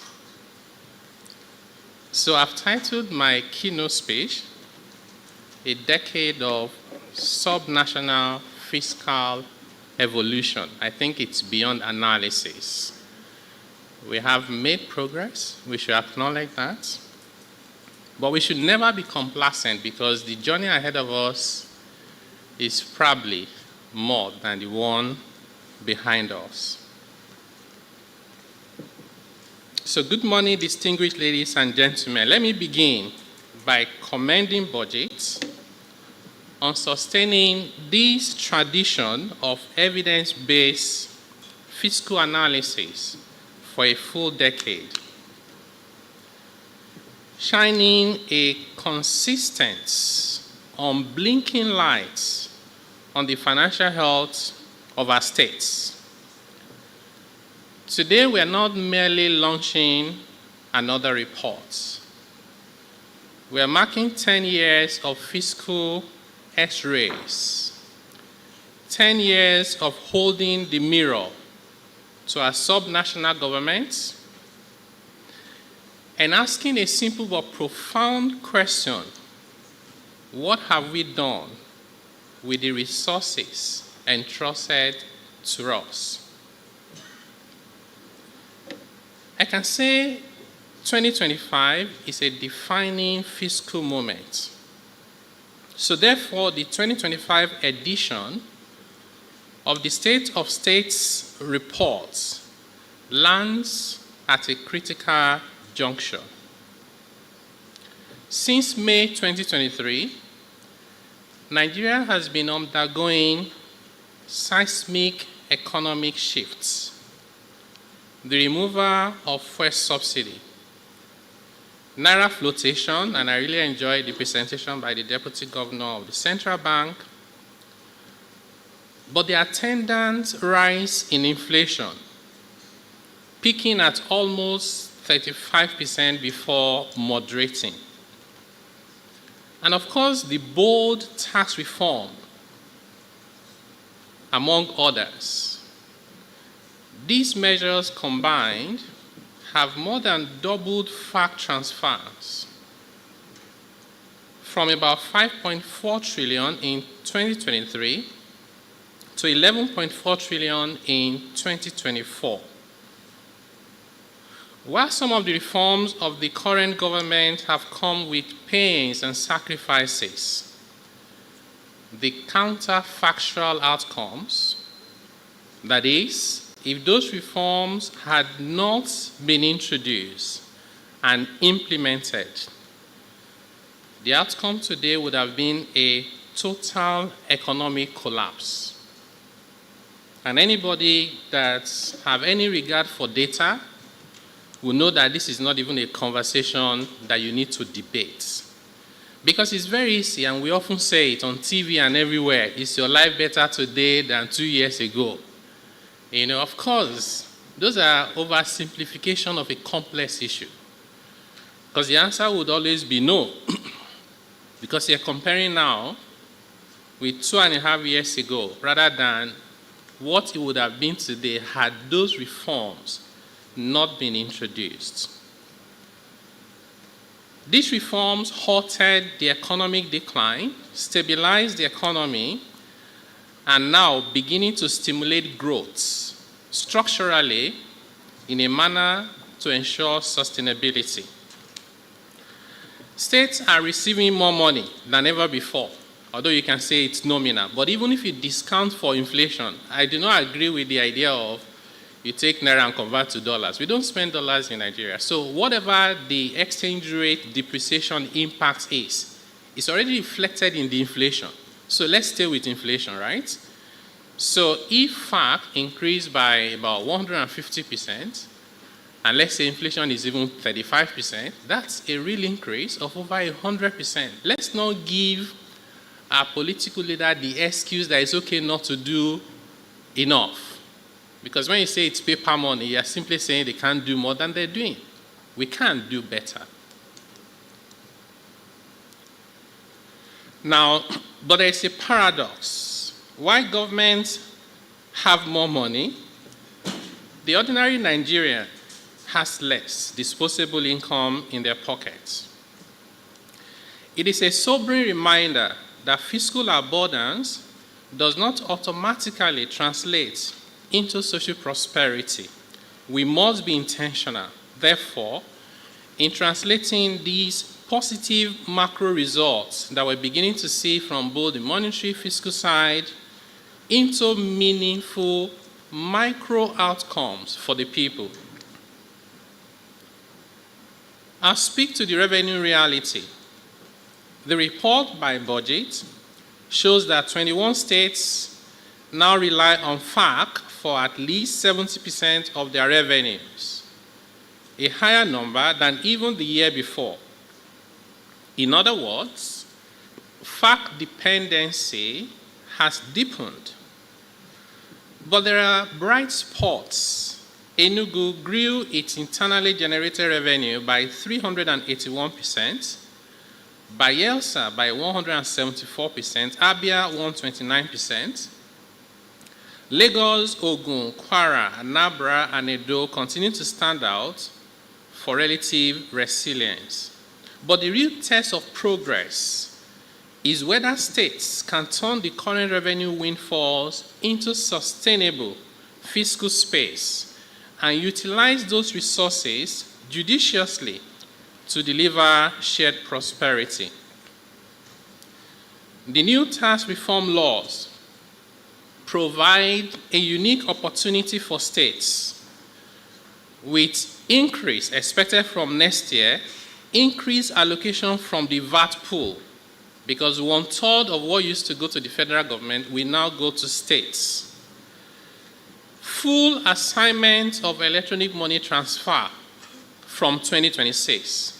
States will no longer share EMT levy with federal and local government. It will belong to them 100%. And there will be tax exemption for state government bonds from 2026, helping to lower their borrowing costs. And there are other measures to help states build capacity and close the existing tax gaps. So we have more reason to be optimistic about subnational government, but actually maybe even more reason to demand for greater performances. On expenditure priorities, according to the report, and that's because I have an advanced copy, okay? So sorry if you don't know what I'm talking about. Expenditure rose sharply last year, almost 16 trillion naira for the subnational. Encouragingly, for the first time in many years, capital expenditure outpaced recurrent expenditure. The caveat I want to put immediately is that budgeting is one thing, right? Performance is a different thing. Many of us will remember some states with some complicated names for their budgets, where they will have over 1 trillion naira with revenue actually under 100 billion. So, I can do a budget where 90% of it is capital expenditure, only 10% is recurrent, but when I will implement the recurrent 100% or maybe more than that, and do 10% or 0% of capex. So let's not just focus only on what is being budgeted. More importantly, the budget performances. Now, but when we dig deeper, a curious picture emerges. States implemented only 2/3, that's exactly the point I'm trying to make, of their education budget, spending less than 7,000 naira per citizen. In health, it's even worse. Implementation was lower at 62%, amounting to just 3,500 naira per citizen. This is the uncomfortable truth. Too many states are still prioritizing recurrent expenditure and uncontrolled overheads over classrooms, over clinics and health centers, over access road from farm to market. But no society can prosper if its people are unhealthy and they are unskilled and they cannot compete. On debt and liabilities, there are reasons for optimism. Domestic debt fell by 2 trillion naira, foreign debt by $200 million. 31 states actually reduced their domestic debt stock. That is fiscal discipline worth celebrating. But challenges remain. Lagos and Edo still carry debt burdens of over 100,000 naira per citizen. And across the federation, states owe over 1.2 trillion in arrears to pensioners, contractors, and workers. We should not be owing people who have rendered services. We should not be owing contractors. It stopped the economy from flowing. Let us be clear, borrowing is not the problem. Unproductive application of debt is the problem. Borrowing is desirable when it creates infrastructure, jobs, and opportunities. So let me quickly speak to winners, losers, and lessons. So who did well in 2025? Anambra emerged as number one, followed by Lagos, Kwara, Abia, and Edo. Akwa Ibom and Zamfara State make remarkable improvement, but Cross River tumbled from 5th place last year to 29 this year. This called for a deep reflection.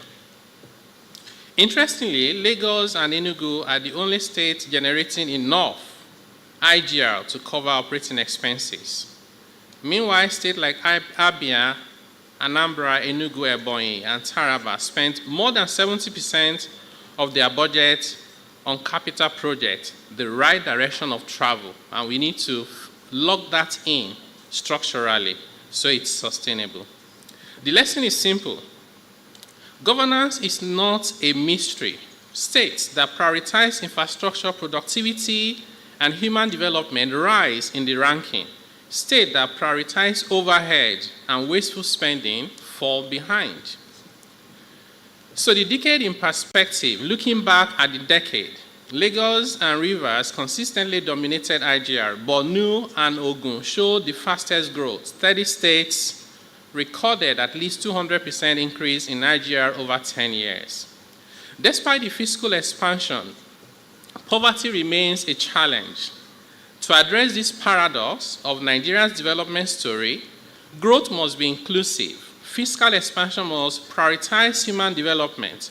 More revenue must be provided and lead to greater prosperity for the people. So the path forward, as I round off. So where do we go from here? First, we need deeper revenue reform. We need to rethink our fiscal federalism and deepen revenue reforms. I hear many times people will say the center is too powerful, the center is too strong, let's give more resources to subnational. What if I tell you that's not supported by data? Nigeria's resources currently in the Constitution are assigned 85% to subnational, only 15% to the federal government. So the problem is not assigning more resources. It is optimizing what we already have and ensuring that it translates into value for the Nigerian people. States must harmonize taxes and how revenue is administered, digitize collection and invest in the informal economy, not seeking to extract tax from vulnerable citizens, all in the name of informal sector taxation. States should enact tax harmonization laws so we stop chasing people for bicycle levy, TV, radio license, and wheelbarrow taxes. We must also stop taxing capital and investments, such as the excessive right-of-way levy, business permit. People are trying to do business. We start by taxing them, raising their business risk and the risk of failure. We have to change that. It has to be that you want to start a business and government is truly supportive. How can we provide access to single-digit credit? How can we help you with training around management skills? How can we give you access to markets? How can we help you compete not only locally but begin to export? When you make prosperity common, revenue will follow. It's a natural principle. Second is fiscal priorities.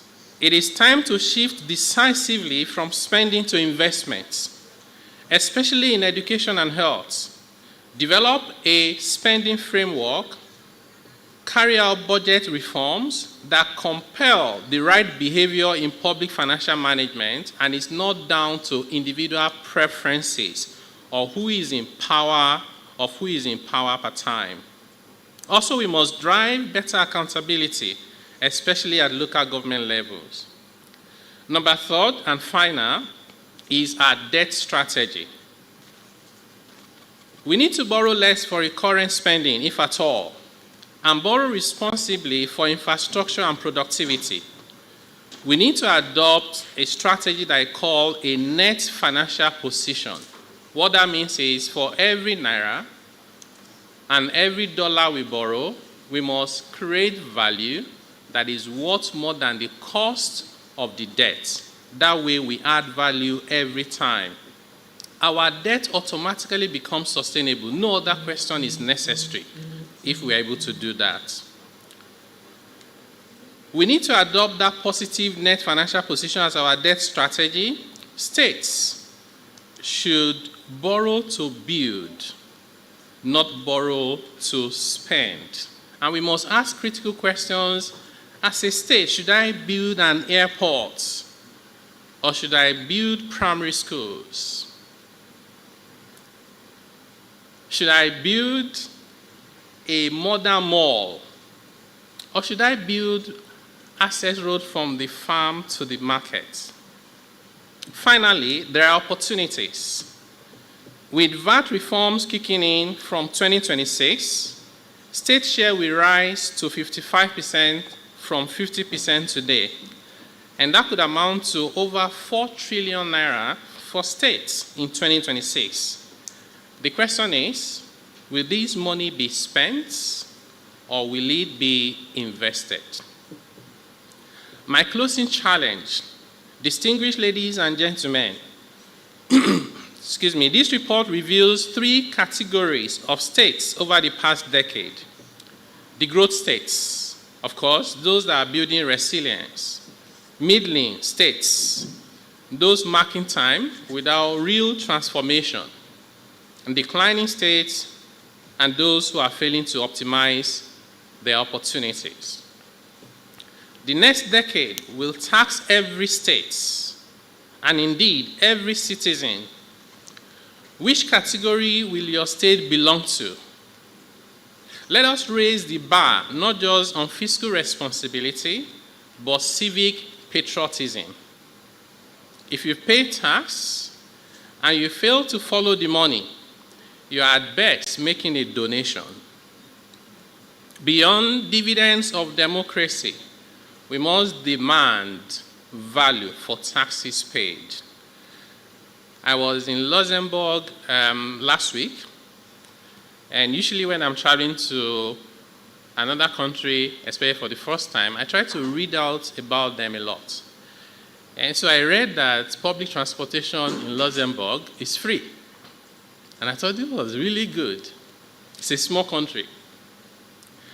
So my driver that took me from the airport to the hotel, and usually I do this a lot, I try to connect with what I call the real people. Those are the real people. They don't have contact of anybody in the State House. They're just normal people. And we got talking. And I said, your country is rich, and you guys are doing well for yourself, and transportation is free. I did not prepare for his response. His response is, yeah, maybe it's free for those who are not taxpayers. And it took me a while to process it. And he said, well, he pays a tax of about 33% as a driver. Whenever he gets into those buses and they say don't pay, he says, I paid already. As far as he's concerned, if you are a visitor visiting Luxembourg and you enter that bus for free, you are the one that is using the bus for free, not him. That's a major mindset shift that we need in Nigeria. Not that somebody will come with our money and tell us it's dividend of democracy. Sometimes we spend more money commissioning projects than the money we spent on those projects. That has to change. In conclusion, Nigeria cannot afford another decade of middling performances. Of course, not to talk about decline. The time has come for states to rise above mere survival or simply just getting by, to investing in their people and to create prosperity that is both shared and sustainable. That way, we can look forward to the next 10 years with more optimism and with the expectation of prosperity for all. Thank you very much for the opportunity and for paying attention to me. Let's continue to have a round of applause for Mr. Taiwo Oyedele, the Chairman, Presidential Committee on Fiscal Policy and Tax Reforms. We're going to keep him standing just for a bit, as I did promise we'd take a few questions from the audience. We'd also join in with questions from the Deputy Governor of the Central Bank of Nigeria, if you have any. We have a number of commissioners in the House, so I would ask the commissioners to please hold their horses. We have a panel that is full of commissioners, and then those who are not on the panel will also have a few minutes to speak to the audience. So I see one question. Let's take all the questions together. Please introduce yourself very briefly. If you're representing an organization, it will go straight to your question. And please, we're all Nigerians. Let's go straight to the questions, right? All right. And no comments, just questions, please. Thank you, sir. My name is Uzomaka. I currently support public sector engagement for the U.S. Department of Agriculture Cocoa Project. So earlier you talked about how we're all responsible and how we can ask for accountability. What is the one message you want everyone in this room to live with? Secondly, do your principals know these things you say? Because honestly, you're such an amazing person and the things you do, but there's no connection between that and what's really happening at the head. Thank you so much. Thank you so much for that. I see a hand in the middle there too. Okay, please go. Gentleman in the, sir, okay, the gentleman in the olive green, please, and then the lady beside him. Yes, please go ahead. Okay, thank you so much. My name is Emmanuel Obiabo. I work for Statecraft Foundation. I have just two questions. The first is, what is the place of the local governments in these tax reforms? And then secondly, why is it not possible for the local governments to assess their fundings right now? That's to the CBN Deputy Governor. Thank you. All right, the lady beside him, yes. I'll take just two more. My name is Rachel Angbazo from Fiscal Responsibility Commission. Thank you, sir, for your presentation. Borrowing is not the problem. It's the application. I took that and noted that very clearly. Why are the states not taxed to look inward and make something of their resources, their own natural resources, agriculture, entrepreneurship, or their youth? There's so much resources in the states, and I think that a lot of it is not being harnessed. Thank you. Thank you. Let's come back to this side. A gentleman in the corner there. Please, commissioners, just hold on. There's a panel for you, and we'll also be giving you a few minutes to speak if you're not on the panel. Go ahead, please. Good day, everyone. I will Orbit by name, Councillor representing Gasawat. So my question here is about the point that you say, still borrow to work, not borrow to steal. So therefore, we from our locality in our local government, how can you adopt all this policy to the local government in order to improve our community? Thank you. Do we have anyone who has a question specific to the Deputy Governor of the CBN, please? Commissioner, you have to hold on, please. You're representing someone. Please hold on, sir. Okay, specific question in front of you right here. Yes, please. To the CBN DG, please. Yes. No, the gentleman wearing red, right beside you. All right.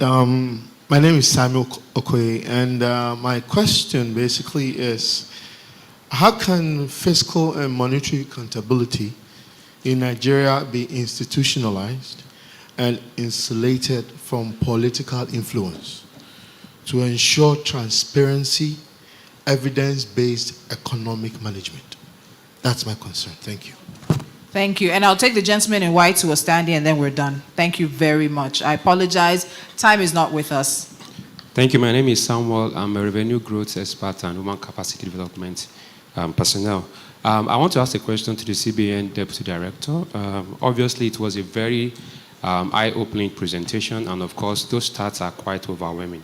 My question is, I don't know how much of this is being translated or is being dished out to the populace for us to understand so much work that is being done by CBN, and how much patience we have to really endure more to see that these effects are being translated to the common man on the street. That's one. The second one has to do with, to the keynote speaker, I've seen a whole lot has been done with budgets in terms of what they've done in the last 10 years, right, and a whole lot of achievement has been made. And now I understand that governors are being elected every 4 years, and sometimes we have change in governance itself. So how are we really ensuring that there's sustainability of this milestone achievement being translated or being ensured that it's indoctrinated into the policies that another government will not come in and start up something that obviously has really been in existence over the period of time and has really worked. So what are the sustainability approach that is being put in that regard? Thank you very much. Ladies and gentlemen, please don't forget that there is lunch and networking, and you may have an opportunity to put your further questions to our special guest. We also have an anniversary cake that we'll be launching and, of course, cutting. And there is the exhibition outside, which also chronicles the journey of budgets. But Mr. Taiwo Idele, I don't know if you have all your questions down, but I noted them. Please, over to you, then we'll head to the CBN Deputy Governor. Thank you very much for those excellent questions and comments. The first one is, what one message would I leave the people with? It's simple, and that's just to say that we're just as responsible for whatever happens to Nigeria as the leaders that we elect. So if we're doing finger pointing, we may not go too far. If we accept individual responsibilities and play our parts, then we stand a better chance of Nigeria making faster progress that is sustainable. The second question is whether my principals are aware of these things that I'm saying. I have many principals. My number one principal is Mr. President, and he has to be aware of them. That's why he set up the committee.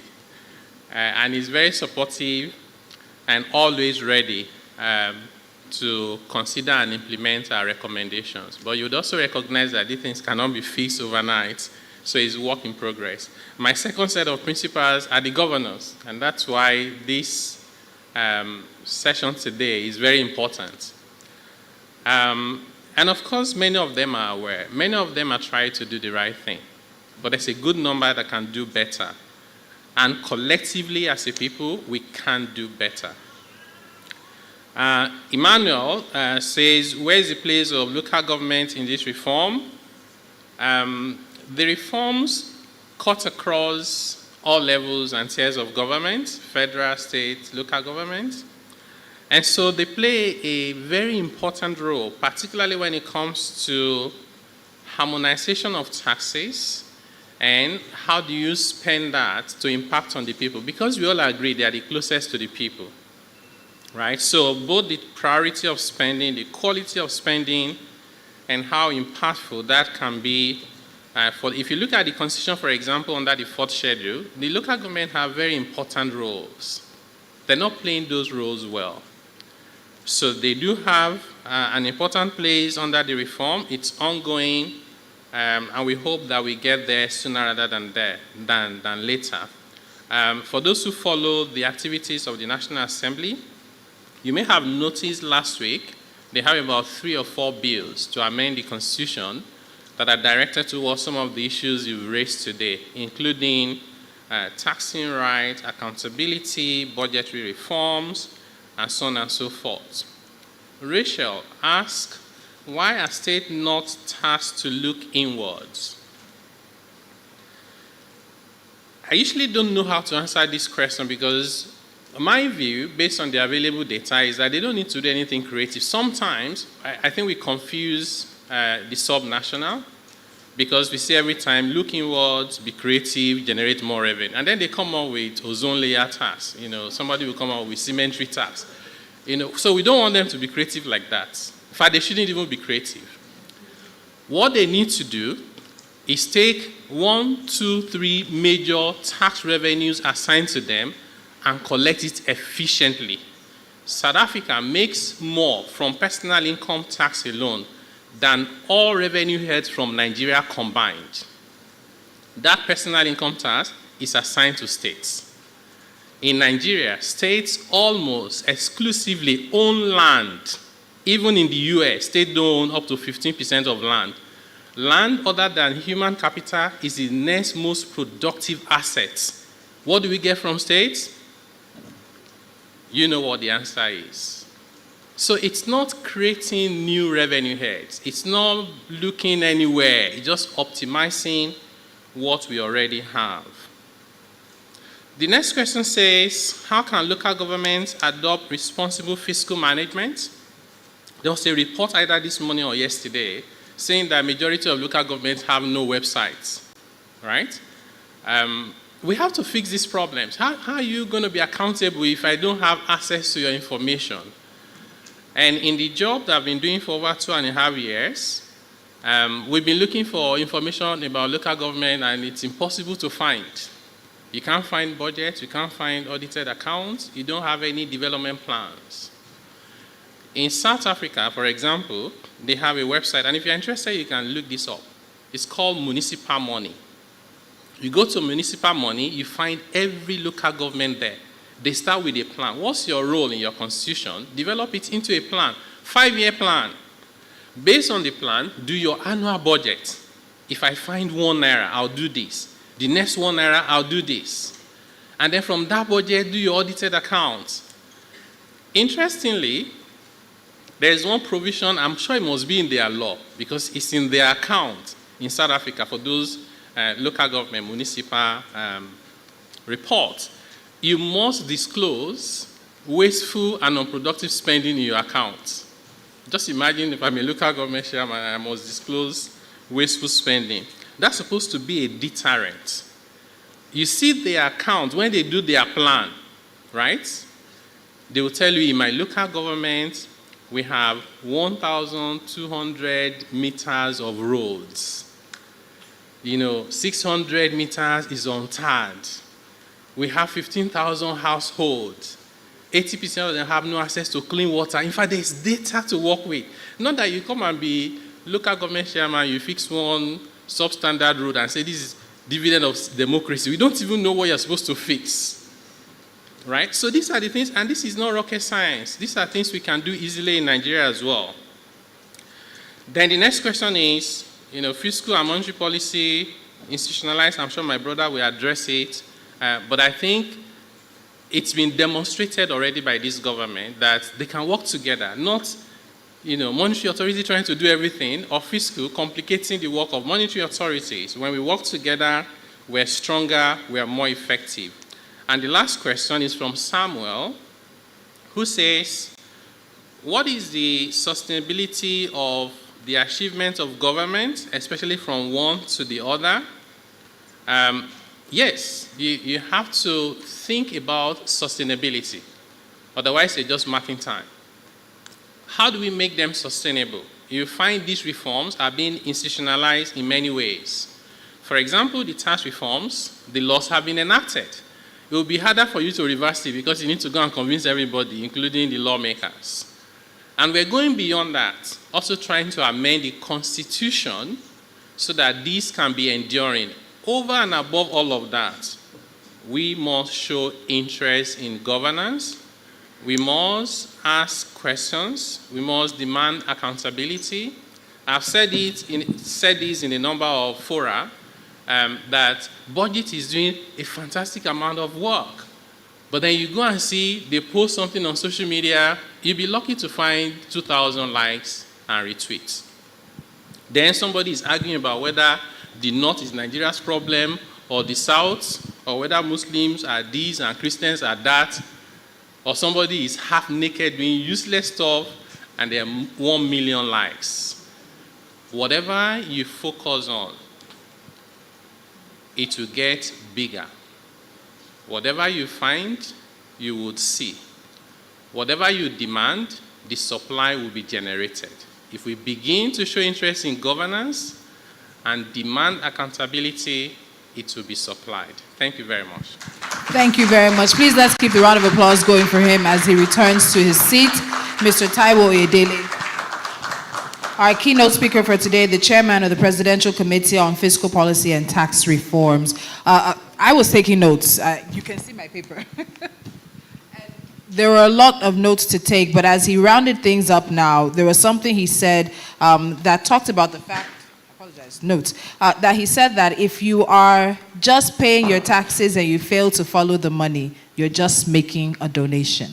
And I don't know how many of us felt that as Nigerian citizens who often want to know about the state of our primary healthcare centers, the schools in our vicinities, as well as the road networks that we ply each and every day. There are a number of other things he said, but there's a common thread between his keynote address and what we heard from the Deputy Governor of the Central Bank of Nigeria around the issue of fiscal responsibility. And I think it's important that we also note that.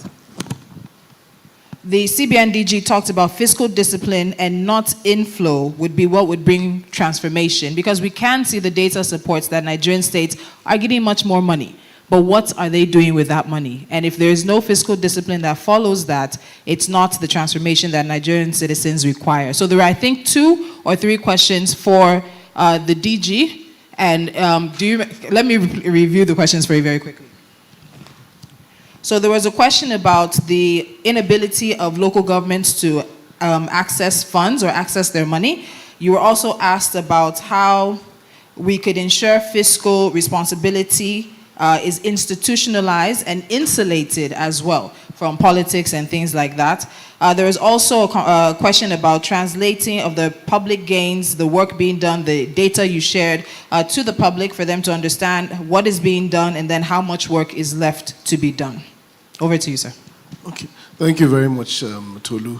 I think for the first question, and thank you really for the excellent questions. The first is on local governments and for local governments to get their money. One of the functions of the Central Bank of Nigeria is as banker to the government. So in that role, we are simply like your commercial bank. You give us an instrument and we effect it. So the person that writes our check is the Accountant General. Okay, the government keeps its money in the central bank. We can only disburse with an order for the Accountant General. Now, every single month, the federal government, the states sit down in the FAC allocation meeting, Federal Accounts Allocation Meeting. In that meeting, all the revenue generating agencies of the Federation are present, NNPC, Customs, right? All the revenue generation, and they tell the Federation how much they have raised. The Constitution already defines the sharing formula for the federal government, the state governments, and the local governments. The money is then shared based on that formula.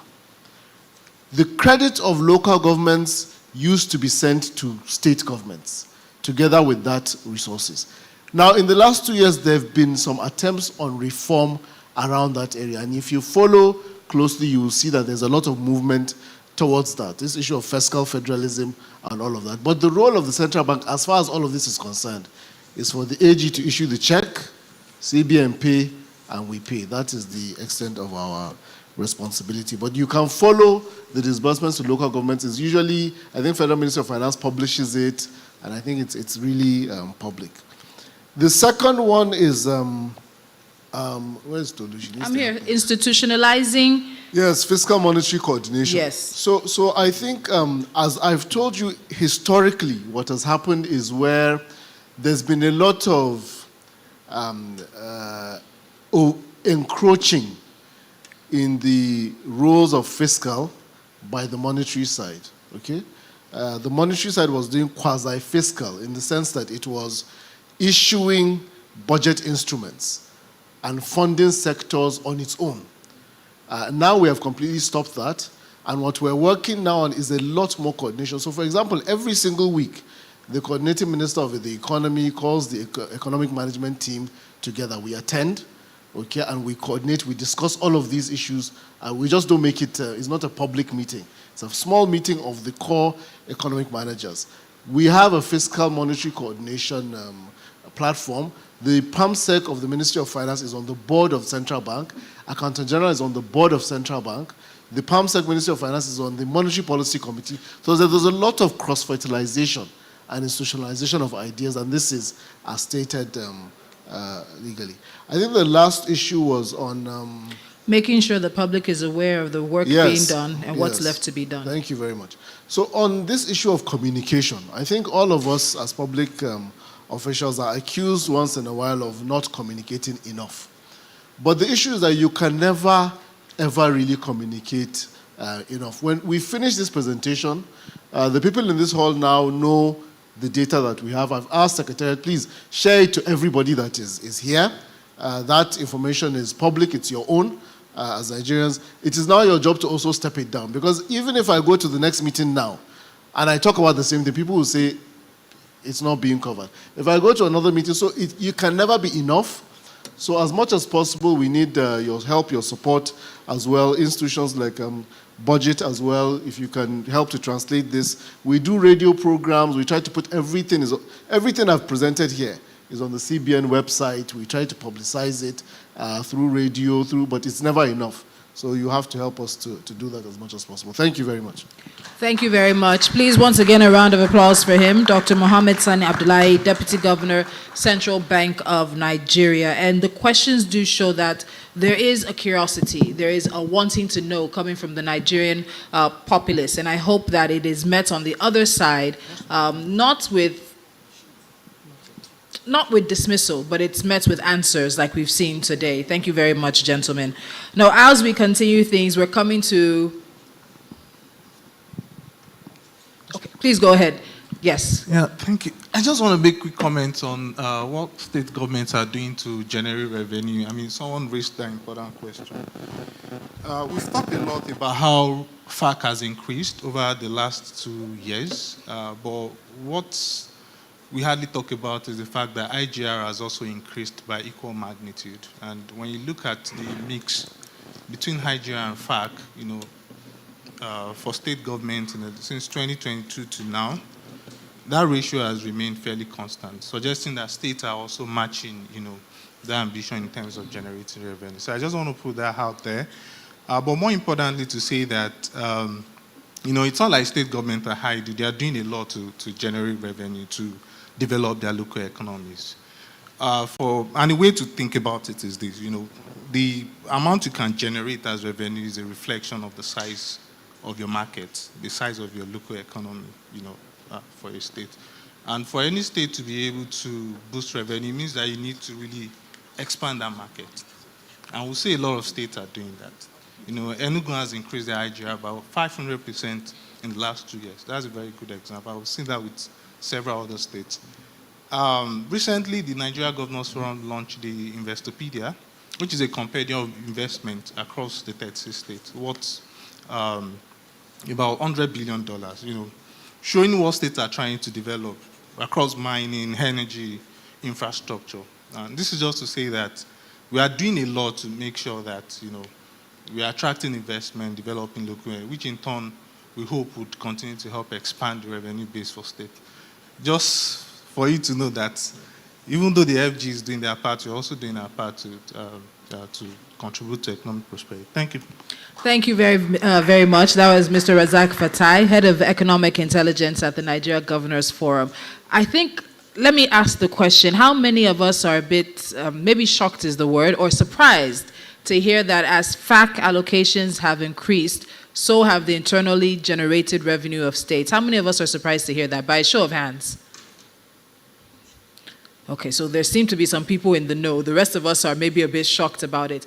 But a lot of us wonder what the translation is to everyday economic realities for the majority of Nigerians. And in the past 2 years where we've seen FAC increase, do you feel like you have seen an increase in what your state governments have given and delivered as services to you, the people? By a show of hands, have you seen an increase in quality service delivery from your states in the past 2 years as we've seen FAC allocations also increase? Anyone?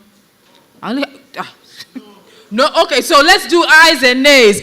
If you have seen an increase in the service delivery or the quality of service delivery in your state since the past 2 years where FAC has said to be increased, give me an aye. Give me a nay if you have not.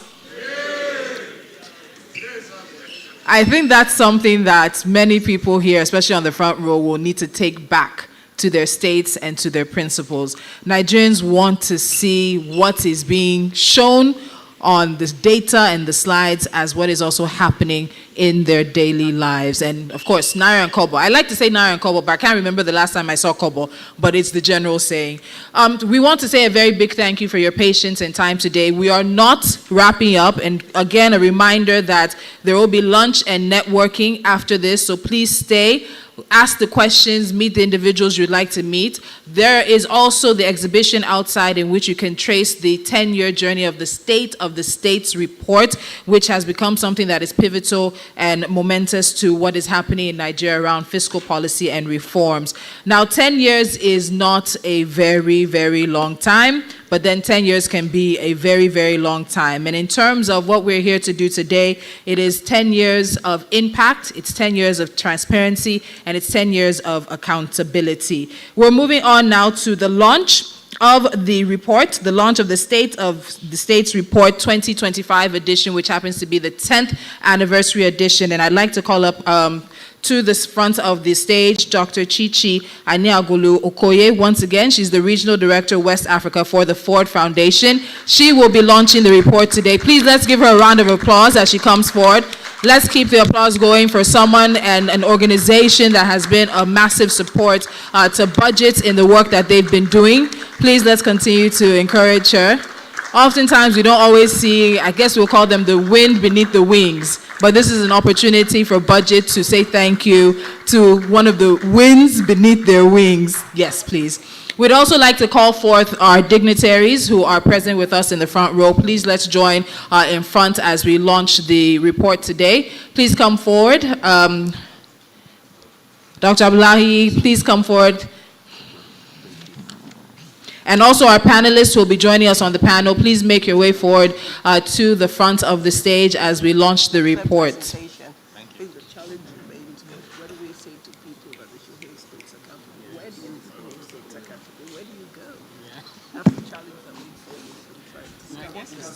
Just understanding these numbers, the budget, how you spend it, and then ask those questions. Who do you ask the questions? No, in other words, you can ask publicly, and if budget has done analysis of spending. Dr. Aniagulu Okoye, do you have a microphone? I do. Okay, fantastic. I'm handing over to you now. Good evening, good afternoon, everyone. Apologies. And it's really amazing to be here today. BudgIT is a very prominent partner of the Ford Foundation. We've been supporting them for maybe about 10 years now, and they have never failed to deliver. The reports that they produce have become really important documents in Nigeria for understanding states, understanding budgets, understanding the state of things. And of course, the state of states has become another one that is now taking it from the national to the subnational. They've also expanded beyond Nigeria and are now in several African countries. It's an amazing work that they're doing, and we're really excited that not only are they able to produce this, but they also have the convening power to be able to bring government, to the table, and to be able to inform us and also listen to what the people say. So I'm so delighted to be launching this report today, and I will, and please give a round of applause to a fantastic report. A lot of hard work went into this, and we are so delighted that we're able to produce this today. Congratulations to BudgIT and everyone who has been part of this journey. Thank you very much. Please let's keep the round of applause going. Doing 10 years, being consistent in the quality of what comes out, being able to partner with those who even find themselves in the spotlight is not a very easy thing, and we appreciate BudgIT for the work that they are doing. We also have the 10th anniversary cake. I think they're moving that to the front. We'll cut the cake now and then resume our agenda.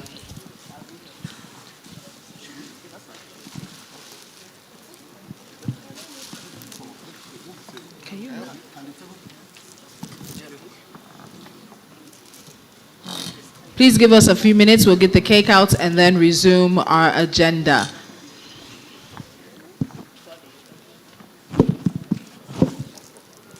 Be careful. 14 plus.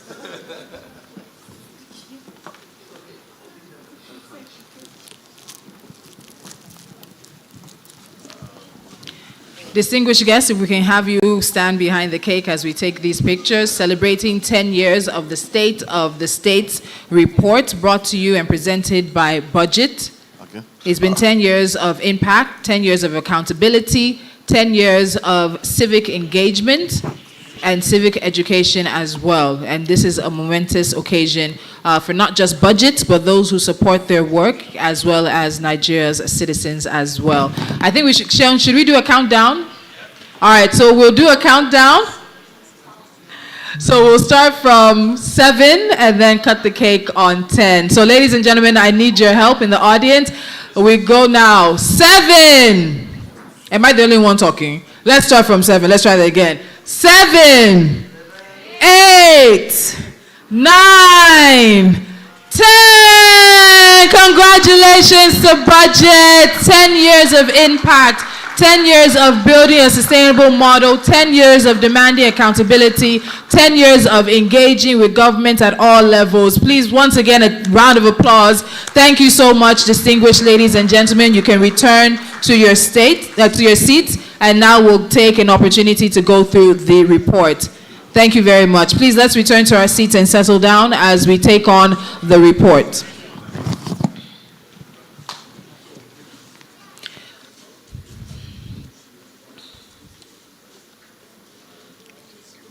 All right, now as we continue things right now, we are looking at the presentation of this very important 10-year report. Now, for 10 years, BudgIT has consistently reminded us that numbers don't lie, but they do demand interpretation.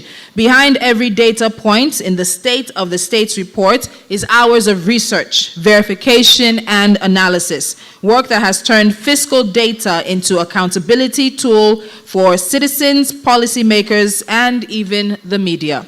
This 10th anniversary edition doesn't just revisit where states stand, it looks at how far they've come or how far behind they've fallen and why. It exposes structural weaknesses and celebrates innovation in equal measure. Now, to take us through the highlights and insights of this landmark report, please welcome the Group Head of Research and Policy Advisory at BudgIT, Mr. Vayala Kaga, for the official presentation of the State of the States 2025 report. Please, a round of applause for him. Let's get into the details of this very momentous report. It's not every time someone has an opportunity to see what they've built in 10 years, but to also see the milestones along the way. Thank you so much, Tolu. All protocols duly observed. Senior government officials, both at the federal and state levels, some of our friends from the development space, the World Bank Ford Foundation, it's a pleasure to have you. Colleagues and friends, thank you so much for your attention and for your time. I guess some advice is try not to make a presentation after a deputy governor and the chairman of a fiscal committee, because yours will kind of be underwhelming. But thank you so much to both the deputy governor of CBN and our good friend, Dr. Taiwo Edele, for his presentation and for all the remarks that have come before now. My name is Vayala Kwaga, and I'm here to tell you 36 stories at the same time. I don't know how I'm going to do that, but I will try my best. It's unusual for someone to start such a presentation with thanks, but I must thank the research team for their tireless work. A report such as this certainly is not the culmination of one person's efforts, but it is several people, up to our global director putting his eyes on this report. And I can say with a lot of pride that I'm very proud of what has gone into it. So very quickly, we will go through a decade of subnational fiscal analysis, growth decline, and middling performance. A lot of the recommendations that were given by Mr. Taiwo Edele and the CBN Deputy Governor are actually things I'm going to mention here. So it's very pleasing to note that everyone that is a part of this has been thinking in the same direction. And I think this is a clear sign that we have an idea of what to do. I guess the challenge really is in the implementation. So I'll quickly rush through the methodology. If you are familiar with what we do, we have a methodology that was once four-tailed, is now five-tailed. So we look essentially at operating expenses and how that reflects either on internally generated revenue, on total revenue, or on capital expenditure, and its ratio with recurrent expenditure. So we give weights to each of these sub-indexes for what we believe are critical components of subnational fiscal performance. So the weights bring up or raise up significant aspects of state spending and revenue profiles. So what are the key highlights? So we're looking at 10 years of subnational fiscal performance. So a lot of what we have drawn out looks at states' performance from 2015 up till now.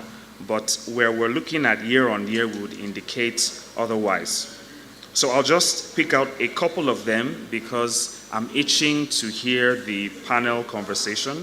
I think virtually all of our panelists are in the building, and it's a pleasure to see them here. So the combined revenue of all 35 states, I'm sure we know why it's 35, the combined revenue of all 35 states in Nigeria increased significantly by 32.2% from 8.66 trillion in 2023 to 17.7 trillion in 2024. So the State of States 2025 report looks at the 2024 fiscal year, just in case you seem a bit confused at what you see on the screen. Lagos State earned 2.24 trillion, representing 13% of the cumulative revenue of the 35 states in the 2024 fiscal year. FAC, that's the Federal Account Allocation Committee revenue that comes from the Federation, comprised at least 60% of the recurrent revenue of 30 states. I think something that has sounded out very clearly is just how much states are getting in terms of federal account allocations. And I think that's significant going forward for the level of attention required, the level of transparency and accountability we expect to see. Again, the aggregate internally generated revenue of the 35 states grew by 52.52% to 3.02 trillion. So again, this is an interesting data point. IGR is what the states are able to develop and to generate. And I suppose what we want to see projecting the next 10 years is for IGR to potentially outpace FAC. So FAC can be used for specific or dedicated expenditure lines, and IGR can be used for more developmentally inclined items. Again, tax revenue made up 66.58% of the cumulative IGR of the states, while non-tax revenue accounted for 33.42%. So we see a dominance of tax revenue as opposed to non-tax revenue, non-tax meaning sales, proceeds from sales, from licenses, from fines, from fees. We see tax revenue dominating the IGR of the subnationals. Again, the cumulative expenditure of the 35 states increased by 64.69% from 9.49 trillion in 2023, I beg your pardon, sorry, that's a mistake, to 15.63 trillion in 2024. So this is how much the states are now spending as opposed to just what they are earning. Let's look at some maybe not so great numbers. 2.11 trillion, which represents 26.45% of the cumulative spending of states, was used to service debt. So there still is some significant debt overhang, even though by and large, I think in the 2024 fiscal year, states did a lot better in terms of debt reduction. 1.23 trillion not captured by states as part of their expenditure for 2024 was used to offset contractor arrears, pension and gratuity arrears, and other outstanding liabilities. So this is an indication of where some of the money is going. The total debt stock of the 35 states surged by about 6.87% from 10.01 trillion to 10.57 trillion in 2024. This was clearly slower growth in debt by the states. Let's look at some more expenditure information. Foreign debt increased by 1.66% from $4.50 billion to $4.58 billion in 2024. Gross FAC for the 35 states in the last fiscal year was about 6.44 trillion, higher than the gross FAC of 5.4 trillion. And lastly, the average subnational debt, and this is something that Mr. Idele mentioned, the average subnational debt per capita moved from 40,469 naira to 41,766 naira. So as you are sitting down here, you are owing 41,766 naira. 12 states exceeded the national average subnational debt per capita, with Lagos having the highest debt per capita at 166,253. It's very clear why Lagos tends to lead in this regard, the size of its economy and, its borrowing appetites. Cumulatively, the state allocated 2.4 trillion to the education sector, but spent 1.6 trillion, representing a 61.98 budget performance. Again, Mr. Idele was very, very emphatic in his presentation in mentioning that, yes, states are coming up with big budgets, and, he referenced one of the former governors of a state that is represented here with fancy-sounding budgets, but didn't really have much in terms of the implementation. And this is not peculiar to that state. I mean, it's seen oftentimes.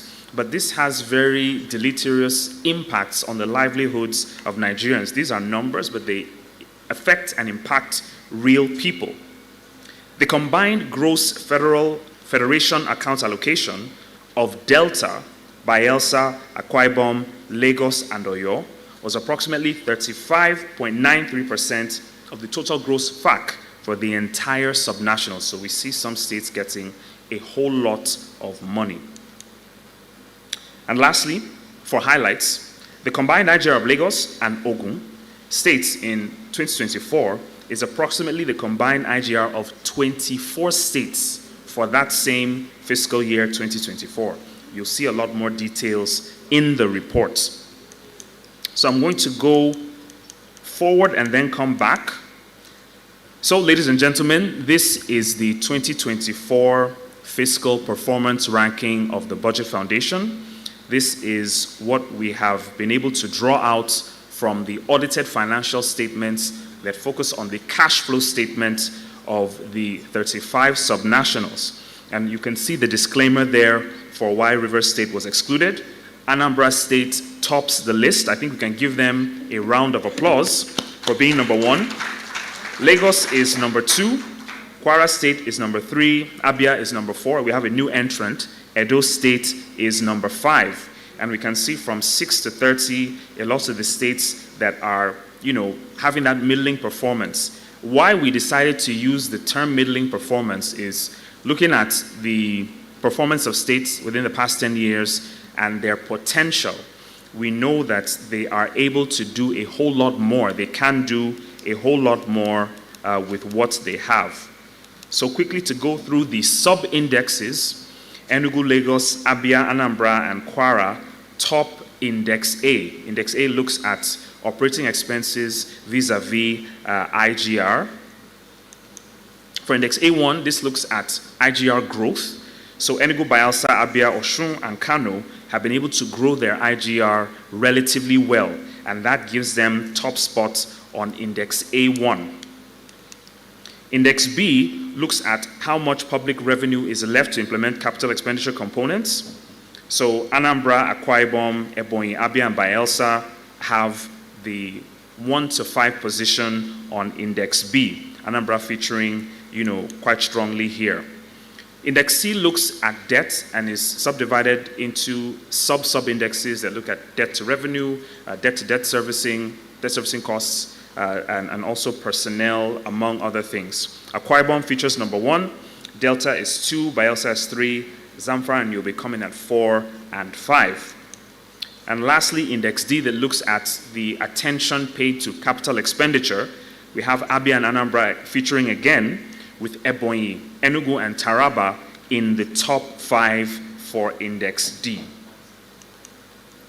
So this is, I think, one of our most interesting charts that looks at the 10-year for Ekiti State has shown phenomenal performance, followed by Nasarawa, Enugu, Borno, and Zamfara, all making above 800% in terms of IJR growth. But again, this is comparing the most recent fiscal year to the very first fiscal year of interest. So there still is a lot of devil in the details.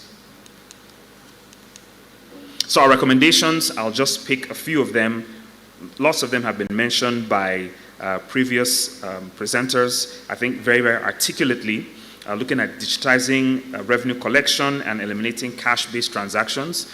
These are some things that we have actually mentioned in previous years, but we see need to be re-emphasized. Harmonization of taxes, Mr. Oedele was very, very clear and emphatic, on that point. A full operationalization of the TSA at the state level would really plug leakages. Again, the Deputy Governor of the CBN said that fiscal management can help much more than even increased inflows. Investment in human capital development and social protection are key. Again, our report speaks a lot to the quality of implementation of education and health budgets, which we think should be given a lot more attention. And of course, a robust consequence management regime. So how powerful are, oversight agencies in the state? The state parliament, what are the powers of the state auditor general, the accountant general, and the state fiscal responsibility commission. Our federal counterparts are in the building. Thank you so much for coming. Sanitize and rationalize workforce to maximize productivity. I think this is pretty straightforward. Reforming procurement. This is something that we also measure at the Budget Foundation in our state fiscal transparency ranking table, where we look at e-procurement systems, among other things, of the states. Are they online? Are they accessible? Are they disaggregated? Can you have access to this data at the click of a button? And also working on the appetite for foreign loans. Yes, there is room for borrowing. There is a place for borrowing, but this must be done, within reasonable limits.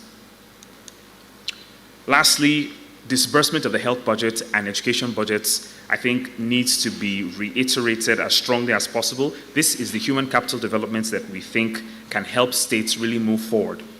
And lastly, power. Without energy provision, the development of economies cannot happen as fast or as quick as it should. And we urge states, I'm glad that the NGF is here, to really focus on that. A lot of states are doing that already, but of course, this can be improved significantly. And as always, thank you so much for your attention. I've come to the end. The limitations are not as many as they were before. Of course, Rivers is not in the ranking. We had far more responses from states this year, I think, than ever before. And I think that is a testament to the significance and impact of the work being done. Again, we relied on the audited financial reports of all the states, and we used the consolidated cash flow. We had a running conversation with a lot of state representatives as to why are you giving us this amount? Is this now? We say, okay, no, we're using your cash flow statement on this page. And we reconcile and we agree. So we want to thank the states that responded for responding. Thank you so much for your time.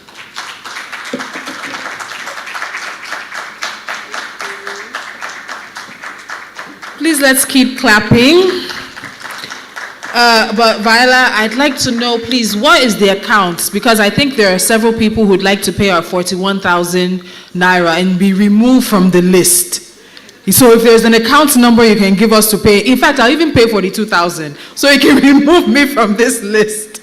But it is surprising. Oftentimes when we talk about it, it's necessary for us to drill down to how it impacts the average Nigerian, and that was just letting us know. I think we also need to give another round of applause for the progress that the State of the States report has made in 10 years, starting from almost many people refusing to be transparent about their accounts to many more now being on the list and us being able to see the growth and progress that our states are making. We just now need that growth and progress to translate into everyday lives.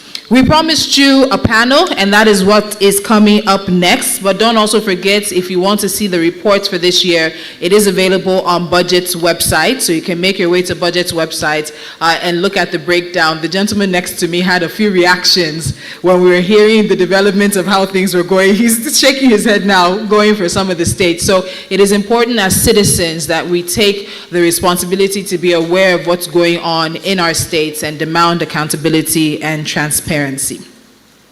So now we've seen the data and it's time to unpack it. What does this all mean for Nigeria's fiscal future?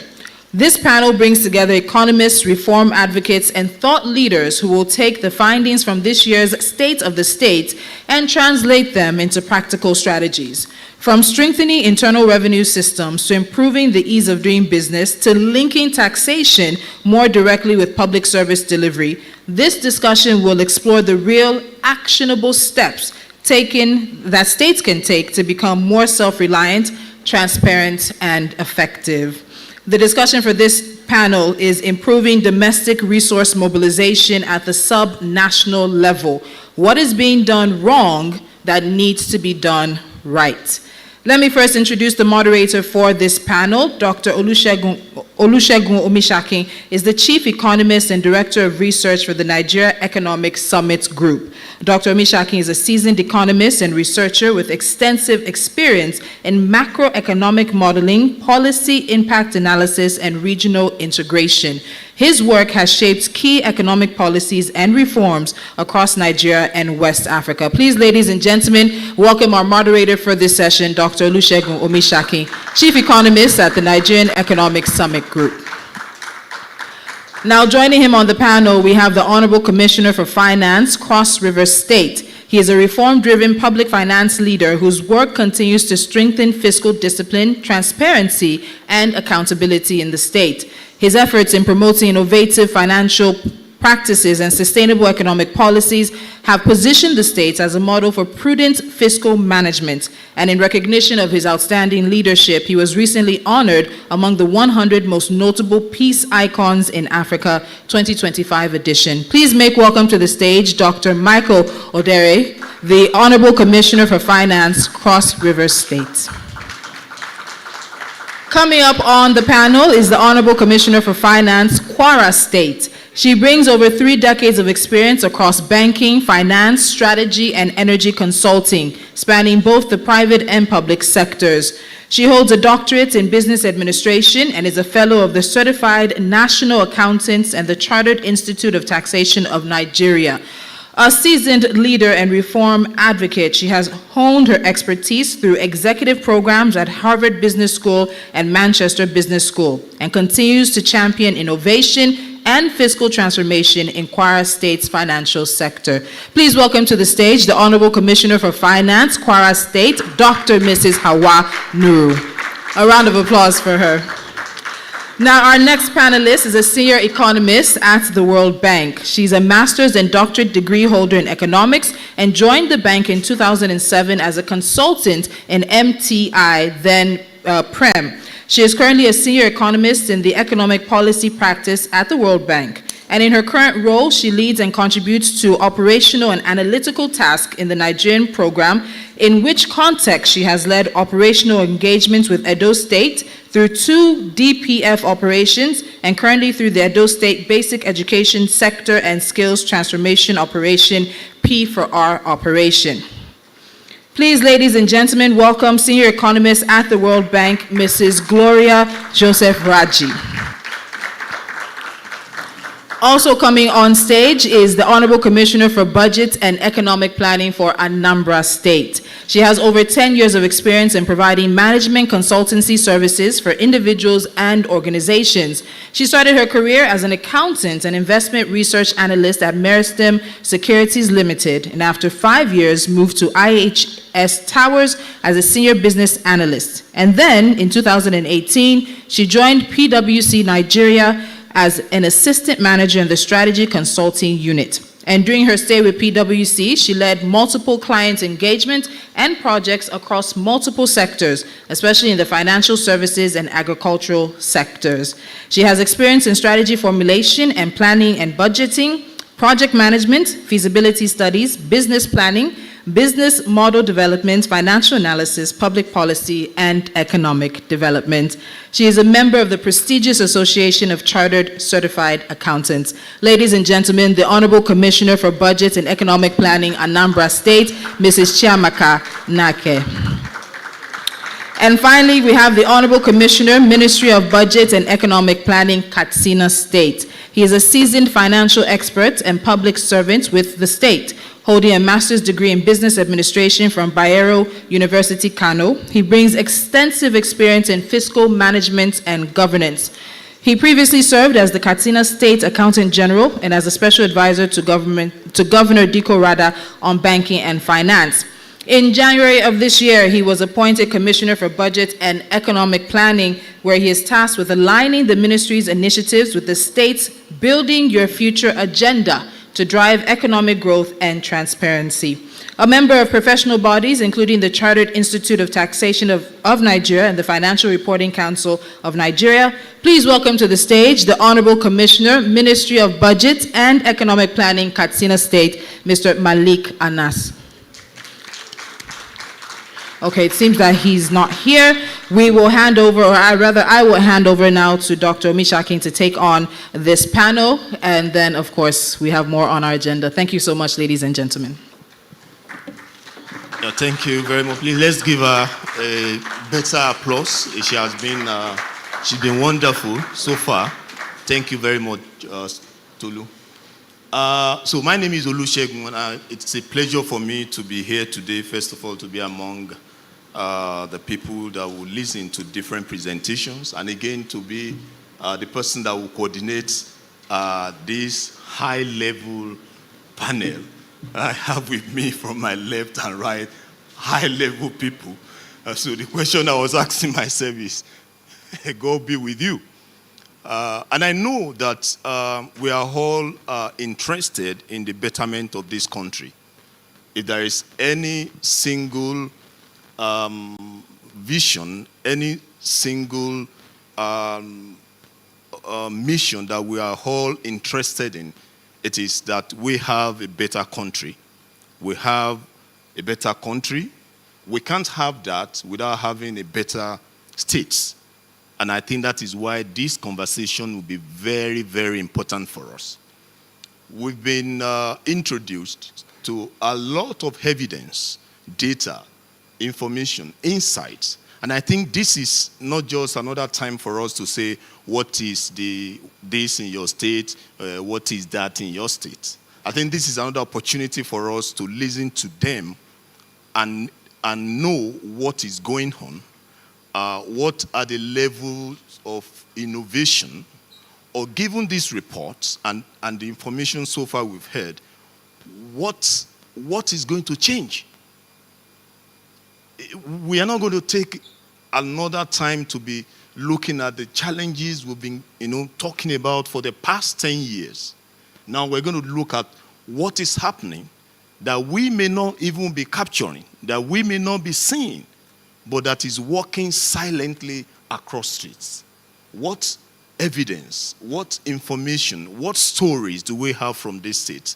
And I think by listening to them and understanding what the states are going through, it will inform our understanding about what and how we also need to be, be part of these stories. So for the next few minutes, we'll be coordinating some of these interventions, some of these informations that I will be getting from my panelists. So let's start with this. we have the data already, and I don't know what you were thinking when we have the first presenter, the deputy governor, we have Mr. Taiwo, and a lot of presentations about data. And finally, we have the group head, research, who showed us the state of states. What was going through your mind? As in, what are you seeing now that you are now thinking, okay, now I think this is what we might need to start doing? What exactly, what will probably change? And I know this is not a typical starting point. It looks like the end. But let's start with that. Let me hear from you, Dr. Nuru. What, in the state of Kwara, what were you thinking about the state while going through these presentations and information and insights? Very briefly. Yes, thank you very much. I must first of all appreciate BudgIT for our tremendous work they've been doing. We have been following very well in Kwara and following through with it. The first thing is, I look at it, the whole presentation is hinged on transparency and accountability. We cannot overemphasize that. That's a bedrock. And I know that most states are trending towards that now. Almost all the states publish their financial statements online real time. What I find is that citizens don't even take time to look at them. They just, most times people pick what is trending, not going into details of what it is. If we all take time to look at what states publish, some of these things we quite understand how the state is. For Kwara, we publish as I went due, transparent about our expenses and expenditure. That's how we say. We have adopted the IPSAS, that's International Public Sector Accounting Standard. We are full on it. Our local governments too, they are on it. All their, in 2026, the accounts will be published that way. Everything is available online. But I must state something here. They were talking about FAC, IGR, and all that. But what everybody omitted is, what is the cost to the states? How do we pay our civil servants? What are the increases we've had? In the past, is it 6 years or 5 years now? We've had 2 major salary increases. This affects the bottom line. Okay. Yes. Yeah. So that increases goes down. We also have consequential adjustments. So when FAC increases, all these staff costs, they also go up. Yeah. So that is not factored in. Yes. People just say you've got enough. You've increased by 200%, but salaries have gone by maybe 300 or 400%. Yeah. So who is looking at that? So the bottom line is still there. Yeah. It's being affected. Yeah, in fact, Thank I was still coming to that part. Yes, And that was why I wanted Thank you to just hold it for now.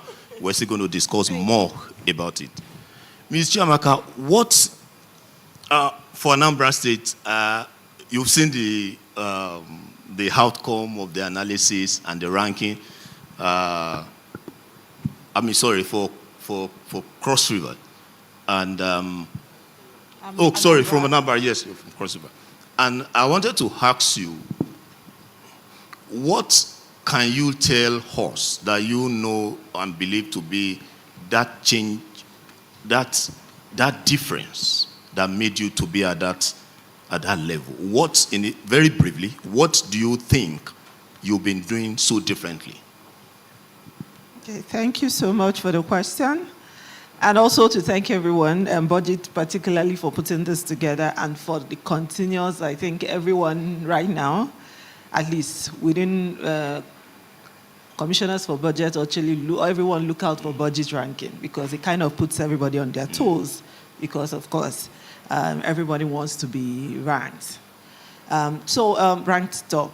So thank you, Kurt, for the question. I think just what I want to say is that, maybe just to mention here that everything that happens in Anambra State is very intentional. let me just drop that. And they say everything that happens in Anambra State is very intentional. Everything is thought through from the beginning to the end. So it's not it's not random, or it just happened by chance. No. From the planning, like right now we started the budgeting. We cannot finish the budget without the governor having like 3 days sit down on the budget. We have to decide, where is the money coming from? What are my top priority projects? In fact, when you finish, there's this, what will I tell the Anambra people that I'm using the budget, as in the money in the budget to do? So that's where we even start.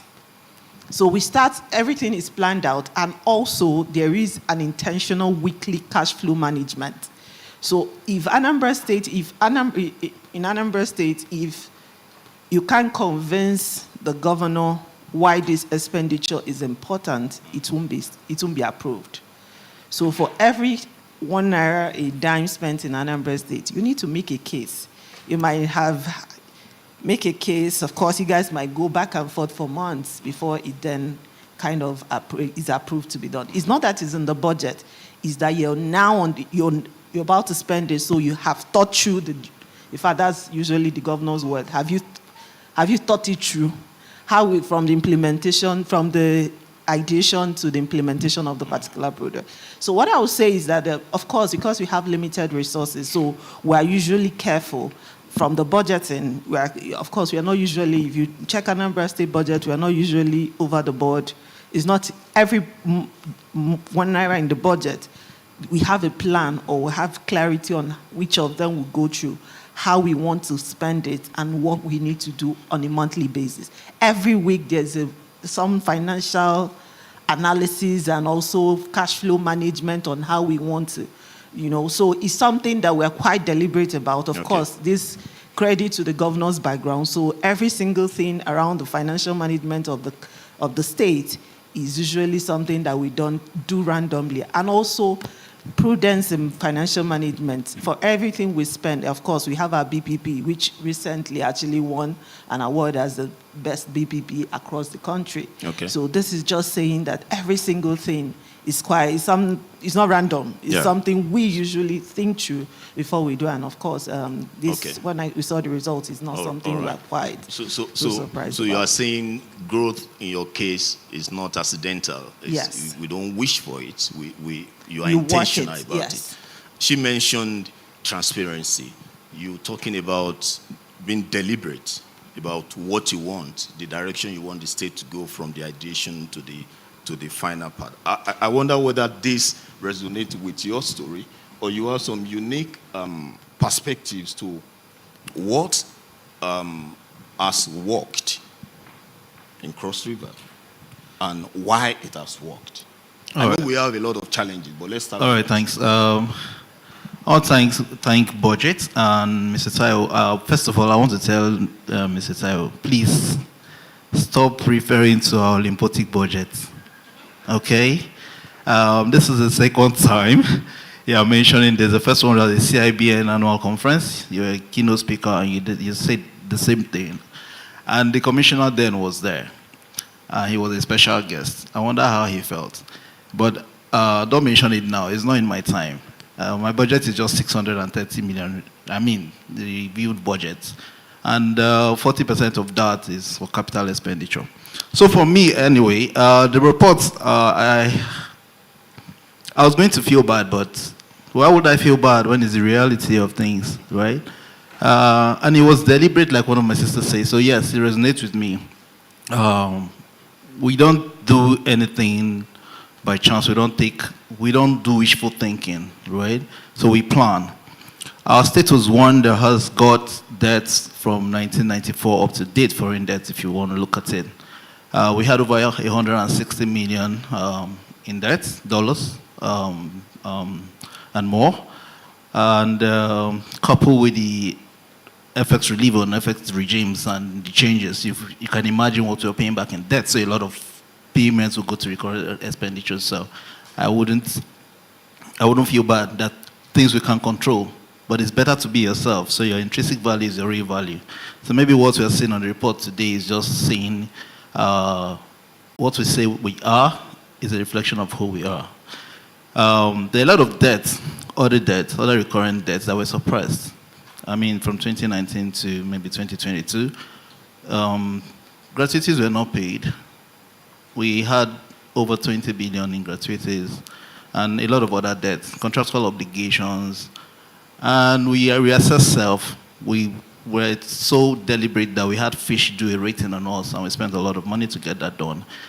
And we discovered that we have a lot of hanging debts we're supposed to extinguish, and we spent a lot in doing that. So first of all, have a clean slate, have a background, have a foundation that you can grow on. And we have deliberately planned, we have a strategic plan for the next 5 years, for the next 10 years, and we're even working on the 50-year plan. So I won't take a position as a dampener of spirit, but it's just a reflection of the things I'm doing. But you just watch out for us for the next time. Okay, thank you very much. And I think that, that's part of the insights that this kind of gathering will, will reveal. Somebody said earlier that state stories are unique. So it might be very tough for us to aggregate and bring up a single insight as to why states are performing or why not. We've heard states talked about transparency, being deliberate, and then we've seen another state talk about it's still being deliberate about how to grow. Of course, you can't start flying. Wherever you find yourself, you need to be serious about starting point. And I think this is a starting point for us. And so in the next few minutes, we're going to go through the more practical narrative of why we are here, why we have some of the challenges, and what are the plans, what are the outlooks individually, and what are the different levels of innovation that we are bringing on board. For the past 10 years, BudgIT has been giving all these insights. And we have the data, yes, but the responsibility, especially from that part of the citizen, is also increasing. People want to see us being responsible. They are demanding that from us. So my next question will go to Mrs. Joseph Raji. You are an expert in this field, kind of. You want to help us, and I know why I'm saying this. You want to help us we've listened to different presentations, but what drivers, like you have done a lot of analysis about sub-regional, subnational growth dynamics. What drivers can you identify, especially recently, that have contributed to why we have these three classifications? We have some states in the growth margin, you have some who are declining in terms of the performance and the ranking, and you have some who are middling. What drivers, especially for those who are growing, what drivers have you been able to identify that we may not have talked about today that is helping them to drive their fiscal performances generally?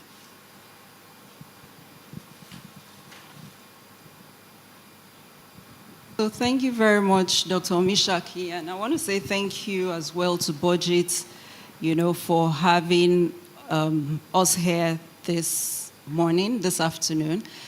I also want to join others to congratulate BudgIT for 10 years of, shining the light on the state of, states' fiscal operations. I think this has been really important. So at the World Bank, as many will know, we supported an operation called the States Fiscal Transparency, Accountability and Sustainability Project.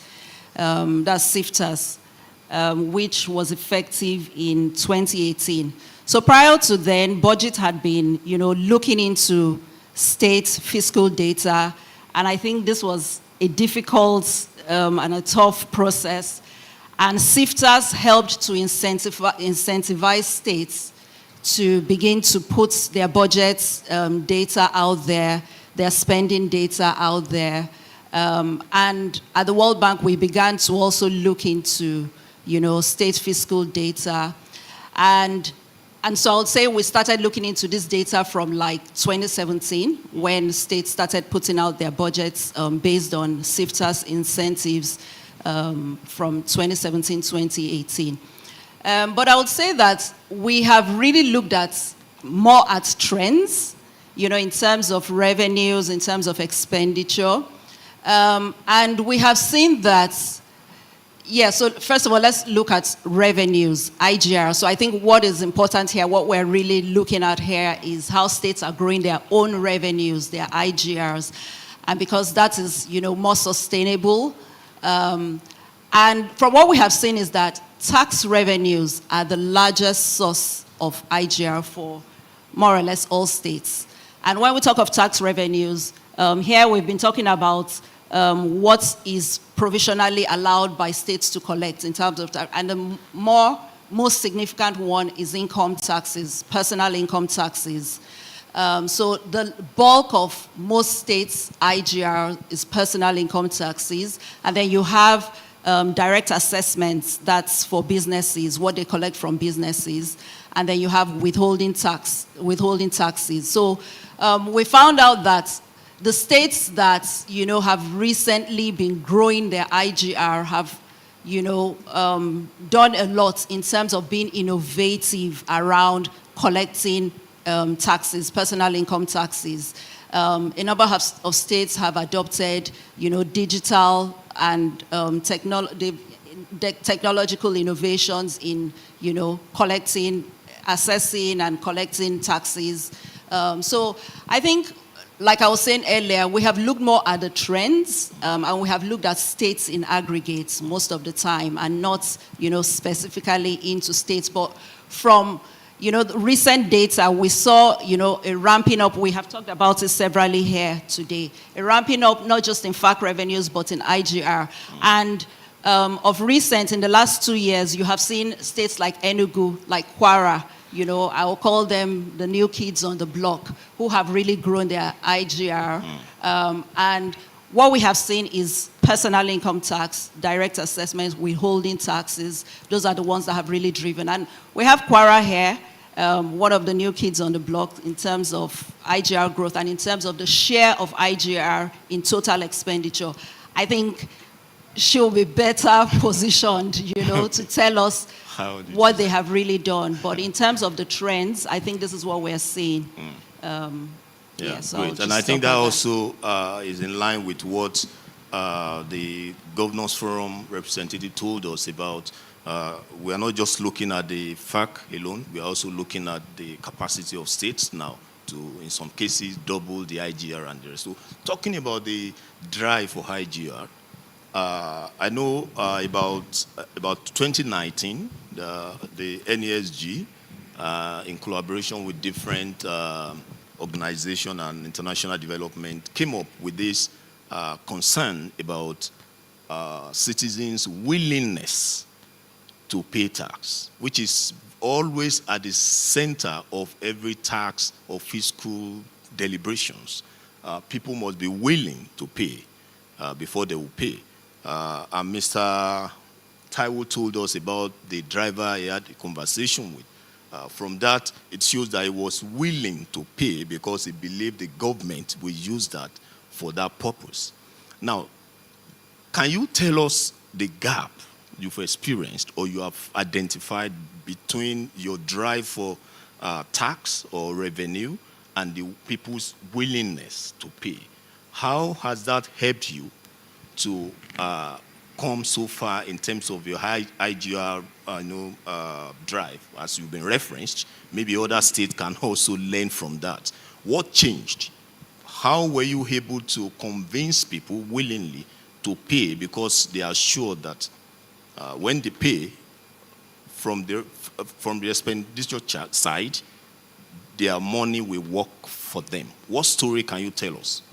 Thank you very much. Okay, I'll go back to enhanced transparency and accountability. We have, for tax collection as well, we've made the people, we let them see what this tax collected is being used for. Infrastructure, they can see a lot of infrastructure going on in the states. Healthcare, education is very visible, and all across our local government as well. More importantly, we simplify the tax payments. We've modernized it. Our KWIRS, we have a robust system, and we've integrated all the MDAs into it. They collect all revenues for the state. And it's simplified. Everybody can go online. You can pay. Channels of payment is simple. They can do all this. We also do a lot of enlightenment. We let them know that their tax is working for them. Questions are being answered. We train, they also train, because our KWRS is like autonomous. They are on their own. So they are not, they report directly to the chief executive. So they are able to operate without interference. So it's modernized. We also developed this GIS, that's Geographic Information System. We've automated as land administration. It's automated. You can get all these land use act and all that all online. It's easy to do all the billings and all that. We've also tried to capture more informal sector into our tax brackets. So all these are very transparent, and of course, with the new tax law harmonized bill.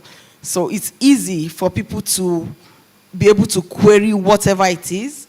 We have robust customer service with KWRS, so everything is very, very transparent. So that's what has been working for Kwara. We're able to link what we collect to what they can see. What they can see, they can easily refer to what is being done in the States. Okay, so maybe to conclude that part, you've talked about the mobilization part, which is what you've done to enhance, what has that also worked for the expenditure side in terms of making sure that people really, not only that they will see it, but that the real impact will be there? I'm going to be playing both the devils and, if there's anything like that, God's game here. Most of the time, you see big projects, you see big roads, you see very beautiful, hard infrastructure everywhere in the state.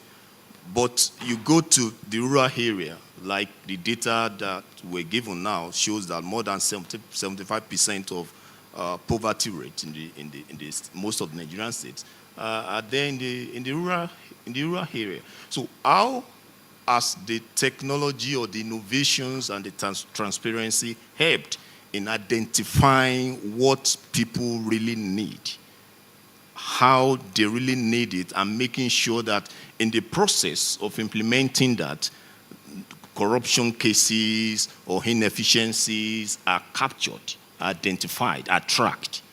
Do you want to share any story like that with us? Yes. I will just go down to the local government level. In the course of the discussion, people were saying, do local government get their money? Do they?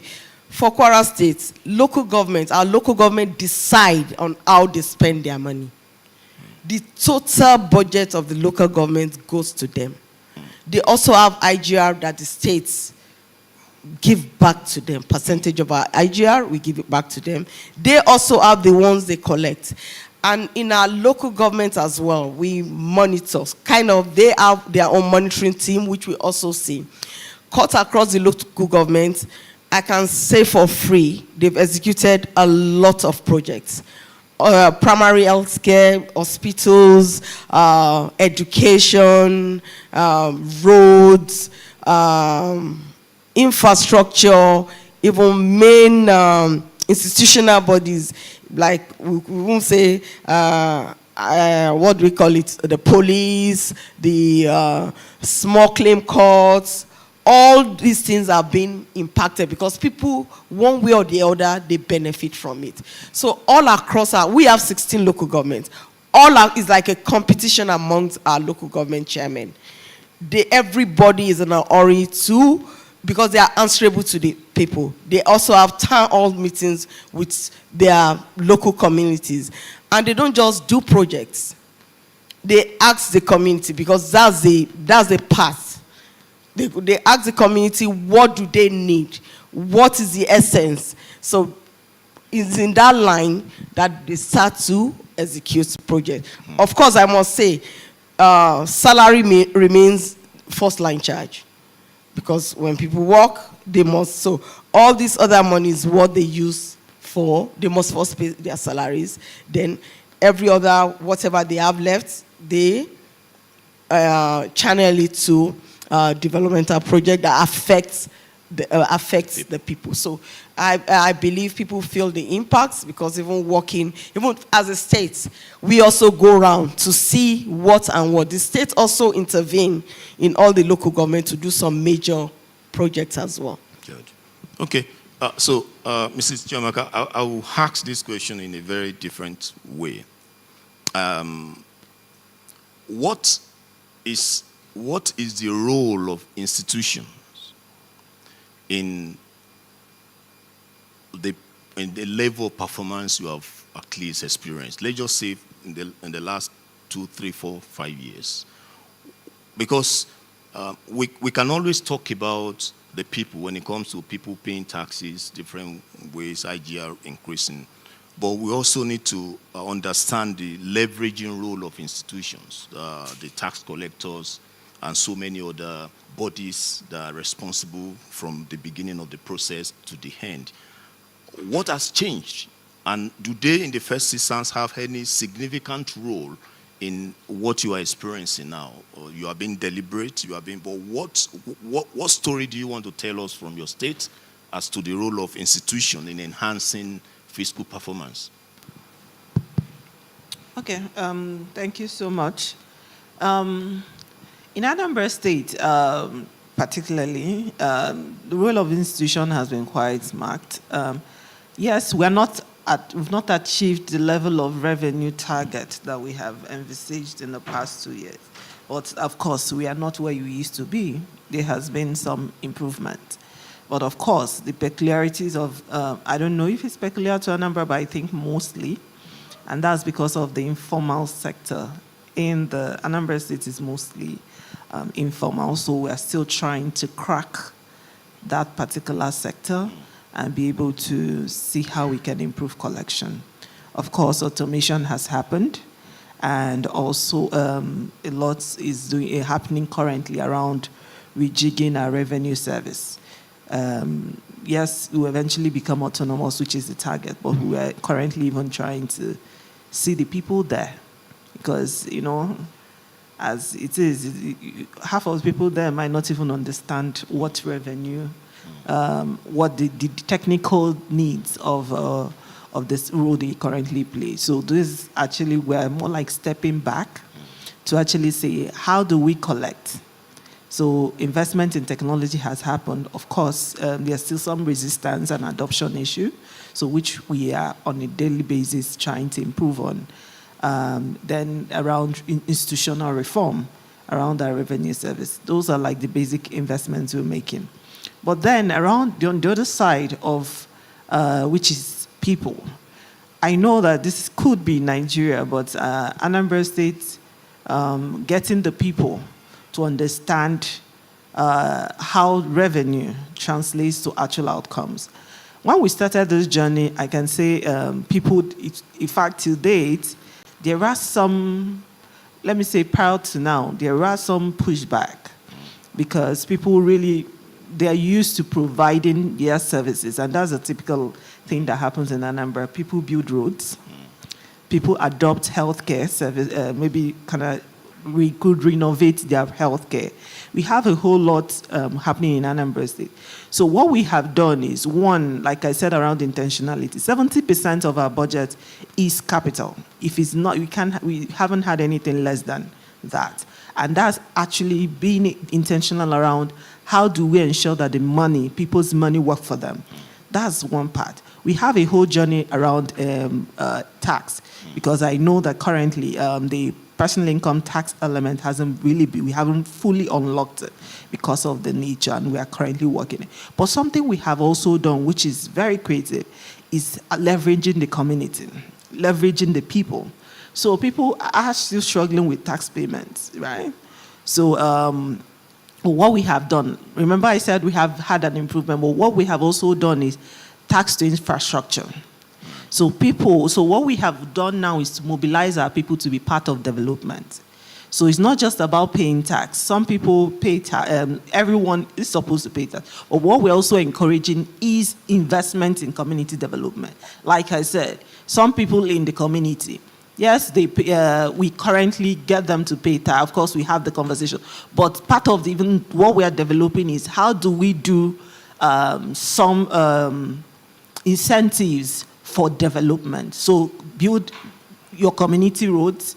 It's easier for people to do that than just giving you money. But they could even spend more doing those particular projects than even giving you cash. So we have a program that is currently being embedded in the state. It's called PPCP, Public-Private Community Partnership Initiative, where people build roads, individuals. People build school, adopt a healthcare. So this is just our own way of while we finally get to the part of getting people through the formal channel, we are not just sitting back, and we are mobilizing our people to be part of development, and that is the progress we are currently making. So we've institutionalized it, and it's currently, there's a wave of it. In fact, it has become a competition in the state. If I ask you, how many roads have you tarred, right, in your community? How many schools you have money? How many schools have you adopted? What impact have you made in your community school? So that's just our own way of trying to institutionalize development while we still focus on trying to drive the proper channel of revenue generation, which is tax. So you are making the process people-centered, yes. Or if I can say, you are making the people to be one of the core institutions. Yes. Driving revenue mobilization or transforming state even when they don't give you direct money and the rest. Okay, I know that I will still come back and ask some questions, because there will be a lot of challenges and some issues around that, which I will also ask you. But let me ask, so before I continue, we have with us Professor Sani Ibrahim, am I correct? Yeah, from Katsina State, is the Statistician General for the state. We've been expecting you, and we are happy you are with us here. Okay, so if you look at the report presented and the ranking, I think the philosophy of ranking isn't just about what we used to know in those days in primary school.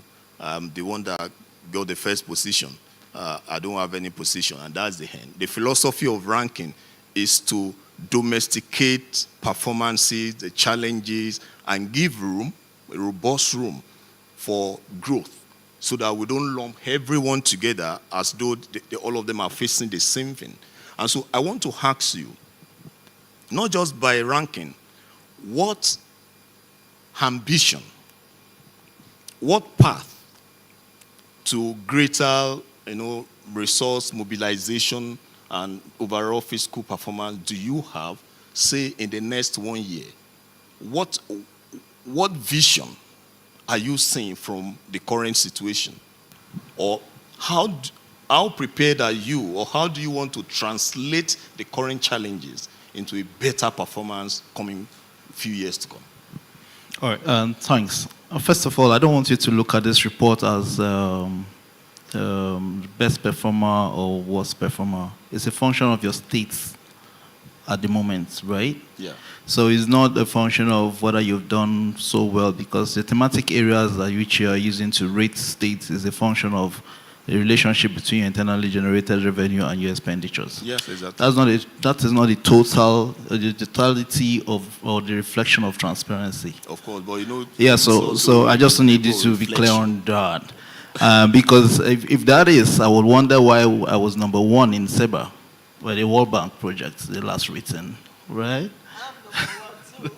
So I got $11 million for being very transparent and being accountable. So I will wonder why that is. Yeah. So back to the question, right? There's a reason I said this. I gave a background earlier where I said you need to know where you are, and you need to know the actions that you will take to get to the next level. It was deliberate for me to clear out outstanding indebtedness, right? I can't be serving the people and be owing them gratuity after working for 30 years. I can't do that because it's going to affect my result negatively. And if you ask me, that's giving back to my people.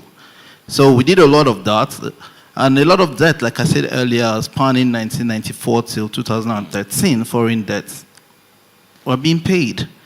There's nothing I could have done about that. I have to meet up with those debts because I also want my fiscal rating to be up there. I need my local currency issuer debt rating or foreign issuer debt rating to be high up there. So when I have more resources, I clear out my outstanding debt. It's interesting to know that one of the biggest debts we have in Cross River State is the TINAPA debt. And that was an investment that would have changed the course of things.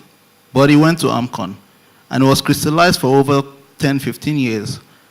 Why would I have an asset that big and not do anything with it because it belongs to AMCON? We had to take it over. It's a debt. I had to pay a lot of debt to take it over. In fact, I'm going to be doing the handover very soon.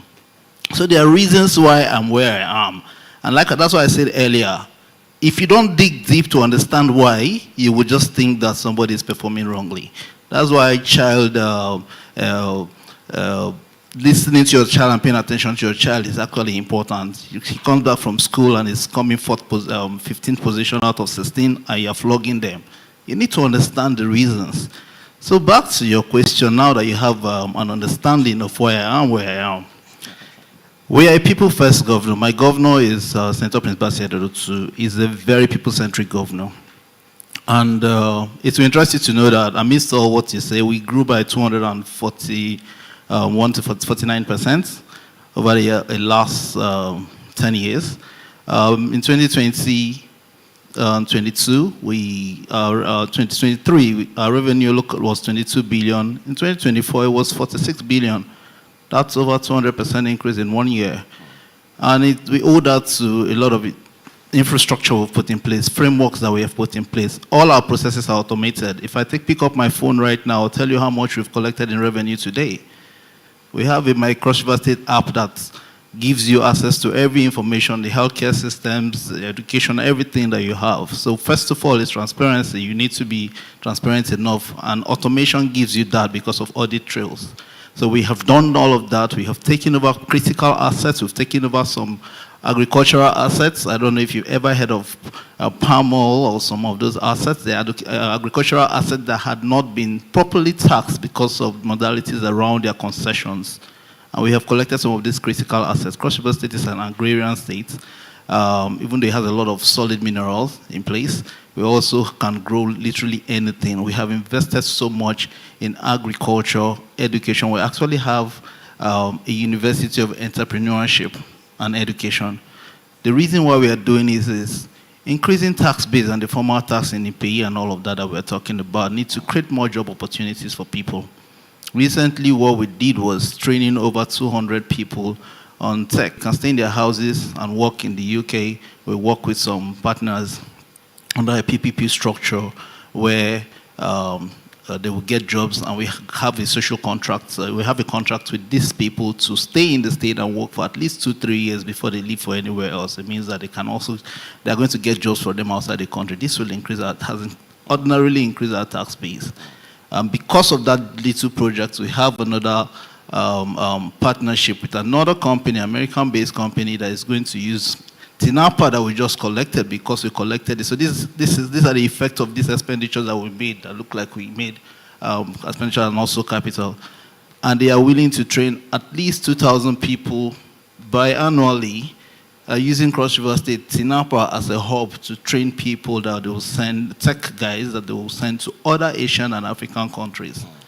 So if you see the next 1 year, it will be different from what you have seen here on the ratio of IGR to federal receipts, right?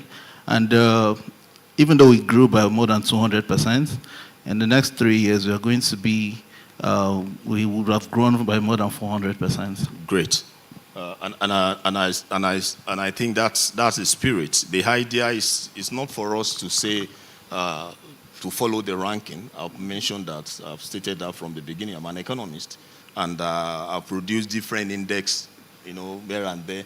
But the philosophy behind why this report is so important, is to put everybody on spot, to tell your story, and to see how you can move from where you are currently to next, which you have told us. You have made it to be people-centered. You have explained to us that there is no way you can move forward if you are not able to face the current challenge, and that you have a better vision ahead. And I hope that by next year, we'll take you up to that. Definitely. All right. Okay, so before I come to you, let's come to Katsina State. So we've had different stories from different states. A story of transparency, stories of innovation, being deliberate, and story of tackling the current challenges. If you are asked just one single question, what is that story worth telling from your state, and that you think that every other state should be able to learn from in terms of improved fiscal performances, revenue mobilization from the IGR, whatever? Briefly, what are you proud of this year especially, or say maybe in the last 2-3 years, that you think we need to share this story and others need to learn from you how your stories are impacting people's life? Not just the story of we're able to collect, but the story of we're able to impact. Thank you very much with that question. As for Katsina, we have a very unique story. And you see, one of the fundamental things that one needs to accept is that the revenue generation for all states is low. In fact, most states are performing far, far below their potentials in terms of IGR generation for all the states. Then why is so? Is simply because there is one belief that most people think that the kind of investment they're getting from tax is far below their expectations too. For that reason, they have every reason not to pay tax as at when due. So we are trying to get it differently. Our tax has improved from paltry 10 billion, 11 billion to, it does in 2021, 2022, to 23 billion in 2023, now 2024. By last year, it was 24. Still, we felt that it's far, far below the potential of the states. Then we now see that the state is more dominance of our informal sector. How are we going to bring on board this informality in terms of tax collections?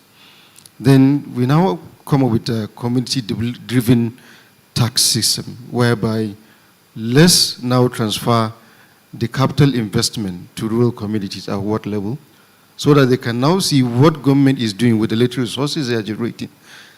Then also community budgeting system, okay, come up with your capital project that you want the government to to implement in 2025, 2026. Then how are we going to source the money? They understand that there is a gap between the IGR we are generating, the capital receipt we are collecting from federal government and partners. Then that gap, how are we going to bridge it? They accept that, yeah, the informal sector must bring on board on the tax. They must be paying their tax in order to bridge that gap, which has made very miracle changes in the way we are handling taxes.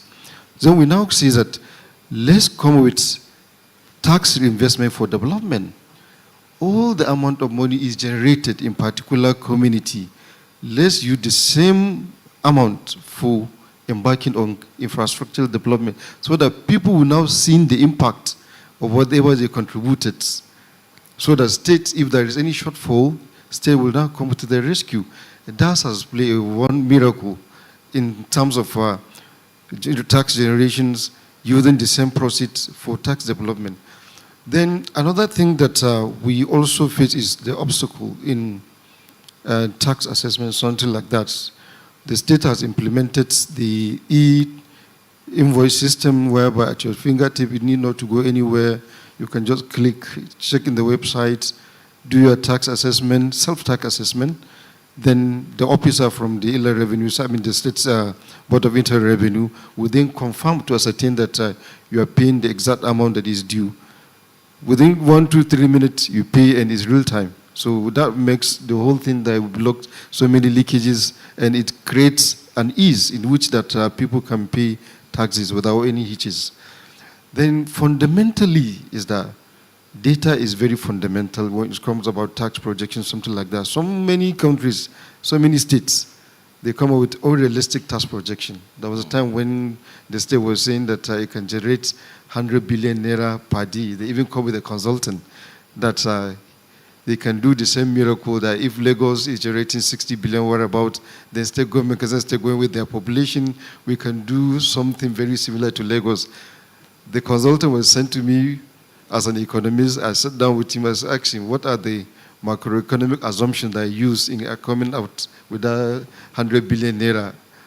He couldn't depend it as it's all realistic. We now see that we need data on the entire enterprise in the states, and we have over 500 SMEs in the states.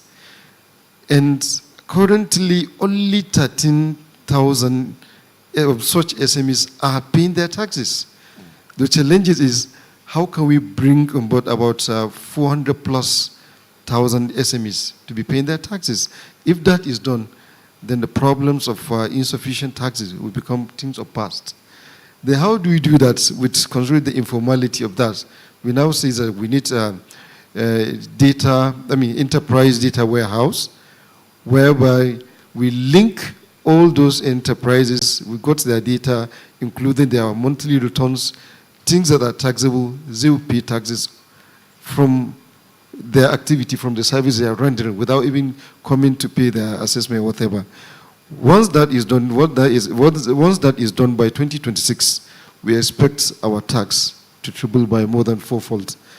We expect Katsina to be able to be generating a monthly taxes, IGR of 20 billion. If we can do that by a year, we are going to likely to have 240 billion.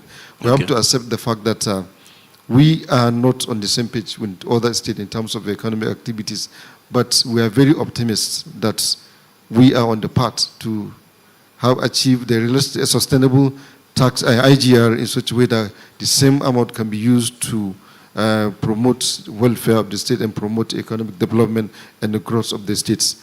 This is a journey that we are determined to achieve. In this journey that we have to achieve it within shortest possible of time in such a way that we can have a state of our dreams. All right, thank you, Prof. I think you've mentioned two key important factors. The first one resonates with your point as to making sure that you make people the center of development.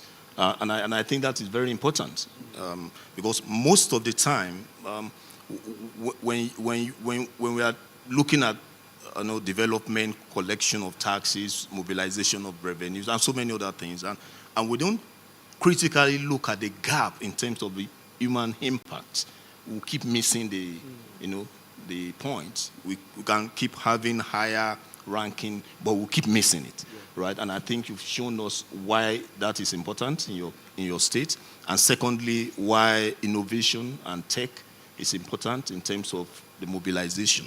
Because of our time, I'm going to ask this last round of questions, and before I go to that part also, Mr. Raju, why do you think, and I know you will have talked about this for years, everybody here also will have been hearing this for a very long time. Why do you think it's so difficult for us to experience impact, real impact at the state level, especially when it comes to the expenditure side. So we collect the money, we mobilize the revenue, but most states end up spending it on maybe salaries and so many other things. Why is it, even when we have it spent on capital projects, why is it difficult for us to link people's needs to our revenue mobilization strategy from the beginning? Why do we have such a huge gap among not just states, in fact, the federal government also? Given your experience, what do you think is responsible, and how do you think we can solve that? Thank you. Very interesting question. So I think the first thing I think of is what Honorable Commissioner Kwara said, talking about salaries being first-line charges. And somebody here today talked about the same thing, that you have to pay the people that work for you. So salaries have to be paid. I think the issue of the efficiency of all of that is a different question. So you have to think about whether the public service needs as many staff as it has. I think that's a different question. But I think first things, the staff that the public service already has must be paid. So that's the first line of and for a impact. lot of states, that is huge. So you talk of salaries, you talk of pensions, you talk of gratuities. Cross River, Honorable Commissioner was also talking about arrears of this sort of expenses, and you need to settle them. And I think one thing we saw, in fact, when we were analyzing the data between 2023 and 2024, when there was a real ramp up in revenues, was that a lot of states actually paid down a lot of their domestic debt. So what he was saying, and I think some of these are arrears, salaries. So that's the first thing I would say. Then the second thing I think about is that, so physical infrastructure is what people can see. So a lot of states tend to prioritize that, roads, and especially urban roads, and things people can see.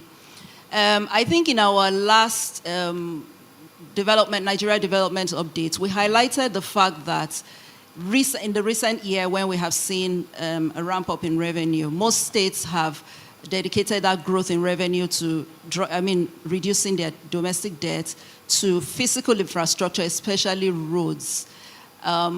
But human capital spending, we haven't seen that growth. In fact, on aggregate, there was a decline in spending on health and education. These are things that people can't, when you spend on education, when you spend on primary education, people don't see that immediately. People don't see the impact immediately. So I think that's why human capital spending kinds of suffers. Well, health is something you can see when you spend on, but somehow I think people are more inclined to hail a government that spends on physical infrastructure, and that's why you have a lot of, so that's what I think in terms of why, maybe human capital kinds of falls behind physical and I think that also goes back to the people, because most of the time we look at the government, it depends also on what people are demanding for. Yes. When people have this idea of wanting to see road built, big things. If you don't do that and you are investing in people's lives, they may think it's just a stomach infrastructure. Yeah, so I want the road to my house to be tarred. And so when they see all those big structures, they feel our governor is performing, and eventually we'll see come back and say this is not affecting people. So I think it's a very delicate balance. So lastly, because of our time, and this question is going to be very, very important for us, not just as the honorable commissioners, but also for the people. And after this, we're going to ask some few questions from the audience, and also for the organizer of this State of States, because they need to get the feedback. Now, in one statement, if it's possible, if it's not possible, make it 2 or 3 statements.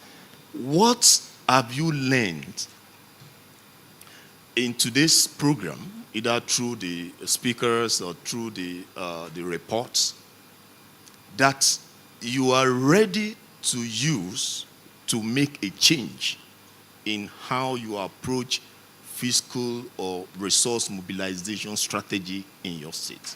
You have robust strategy, yes, but you've come here, what are you seeing from either other states or from the speaker that you say, oh, I think this is important, in a way that will lead to improved impact for people?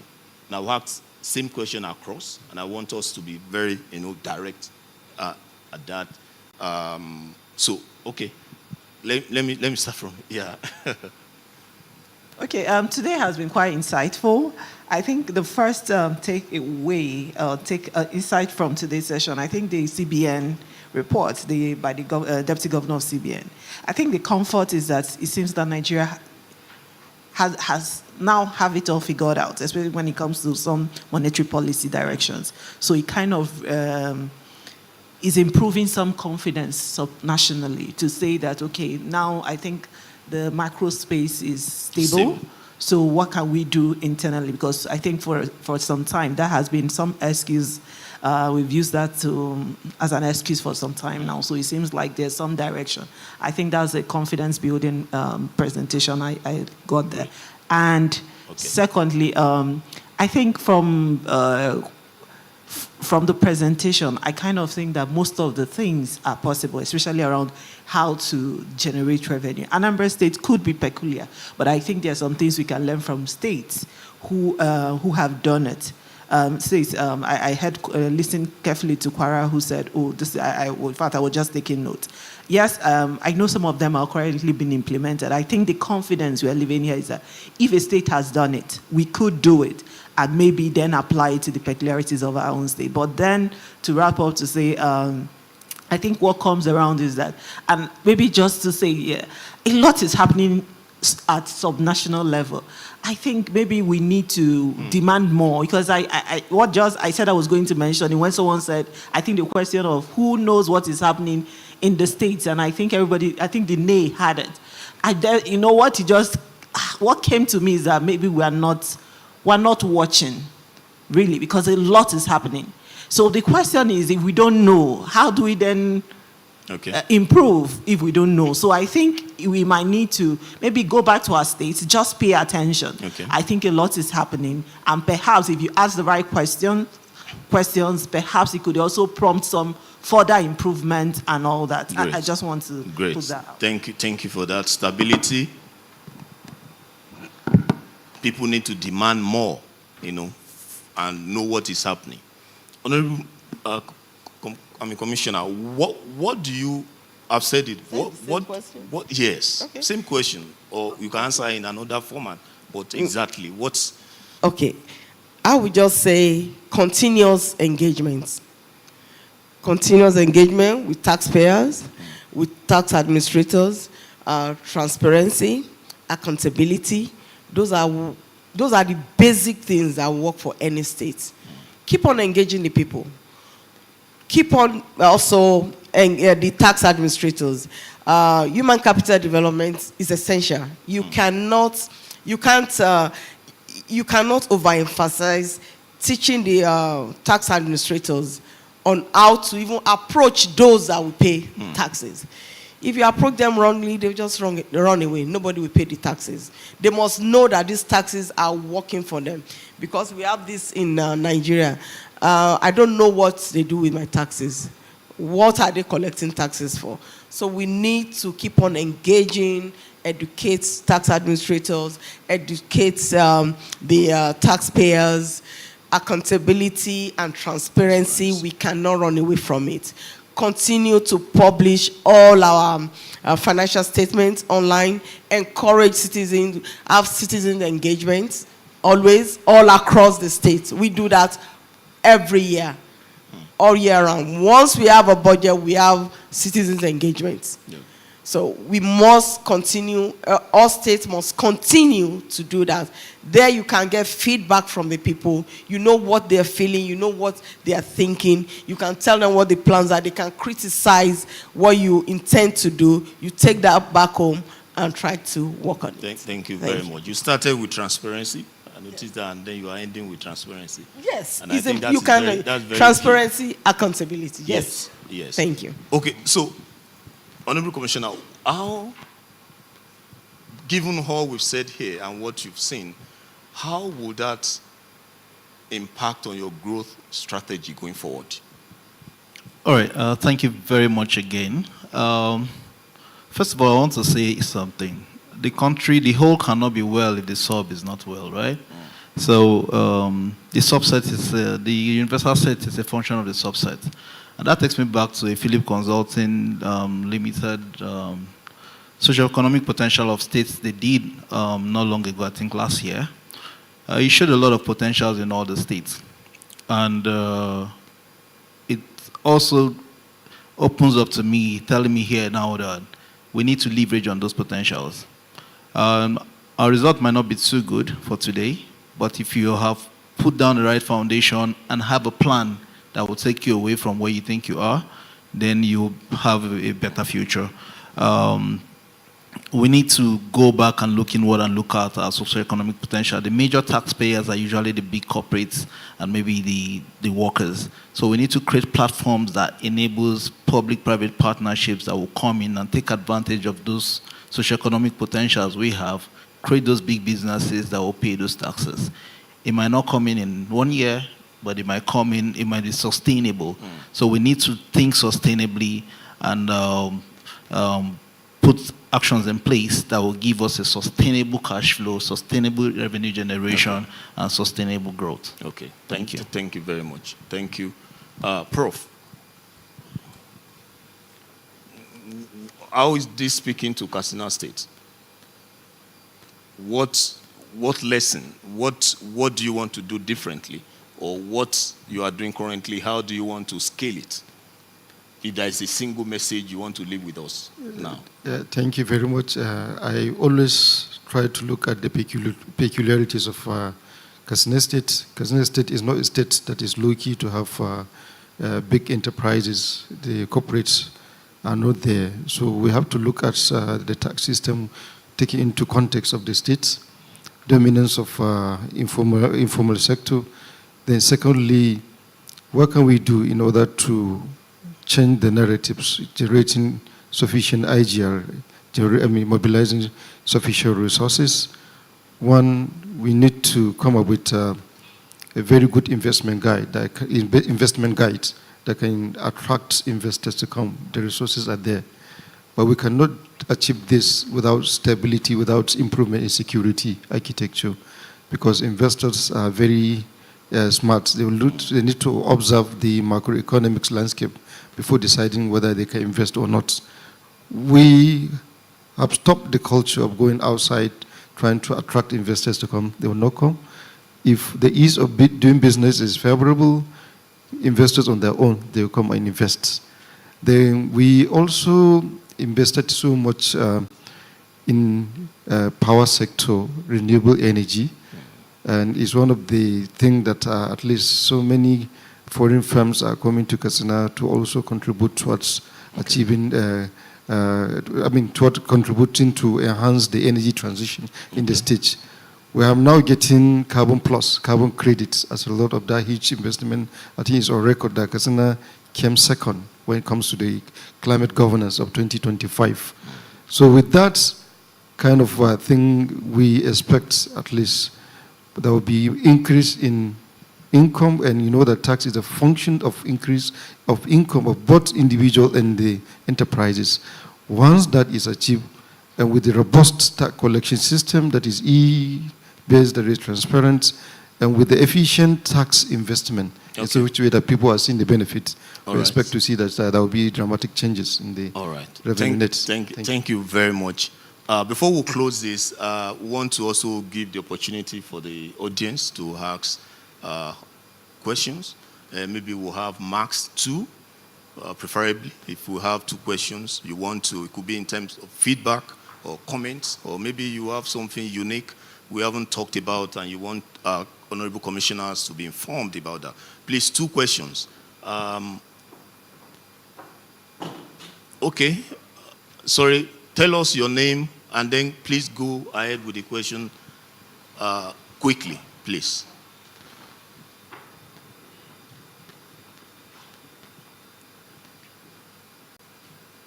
No, okay, no, sorry, the man at the, yes.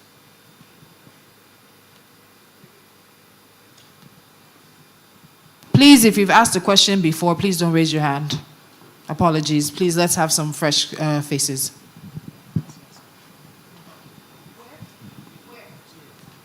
Yeah, it's going there now, yeah. Okay, thank you very much. My name is Benjamin Ofoy. I work with Plan International. My question is this. I have heard from the conversation how government rely a lot, in my view, on IGR and FAC. Are we looking at having other sources of revenue? Can government begin to think of innovative ways in enterprise, in other areas that can ameliorate some of these gaps? Okay. How can we improve on the revenue? Because it strangles businesses. When businesses face a lot of taxes, they are strangled and they struggle to survive. Okay. Individuals as well. Okay. So we should think of innovation around Innovations around revenue mobilization, so that yes. it doesn't. Okay, yes. You get that. Sorry, can you help me with the next question? With the next, there are many people raising no pay, so just okay. Girls on the back.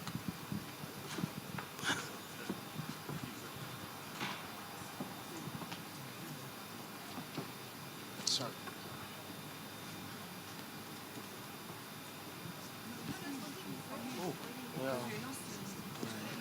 Thank you. Marike Boniface is my name from Owerri, Imo State. I work with Mosano Tufi Sokole Memorial Foundation. I want to commend BudgIT for this 10th edition of their fiscal report. And I want to commend also the woman from Kwara State and the World Bank person in our midst. My question goes to BudgIT. I come from a state for the past 16 years. My local government have not gotten anything. Excuse me. Your question goes to who? BudgIT. BudgIT is not on this panel.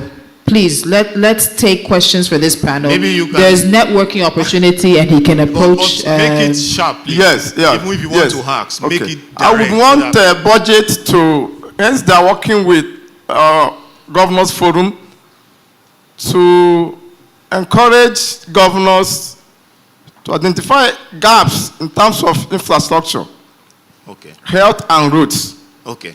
So that some communities, some local government can feel the impact of the revenue that are collecting from FAC and that. Okay, and I Thank know you very much. And I know the Oga BudgIT is here now, so he's a director. He can even engage with you after this meeting to deliberate on what they've been doing and the rest. So are we okay with the two, or you want us to? No, there was one of the ladies behind the gentleman that just So they spoke. actually said they were just trying to attract attention to him. Oh, okay, so we can just take one more person. Please go ahead and take him. No, the gentleman standing, please. Thank All right, you. thank you. My name is Tunde Olarewaju. I work with ISTM.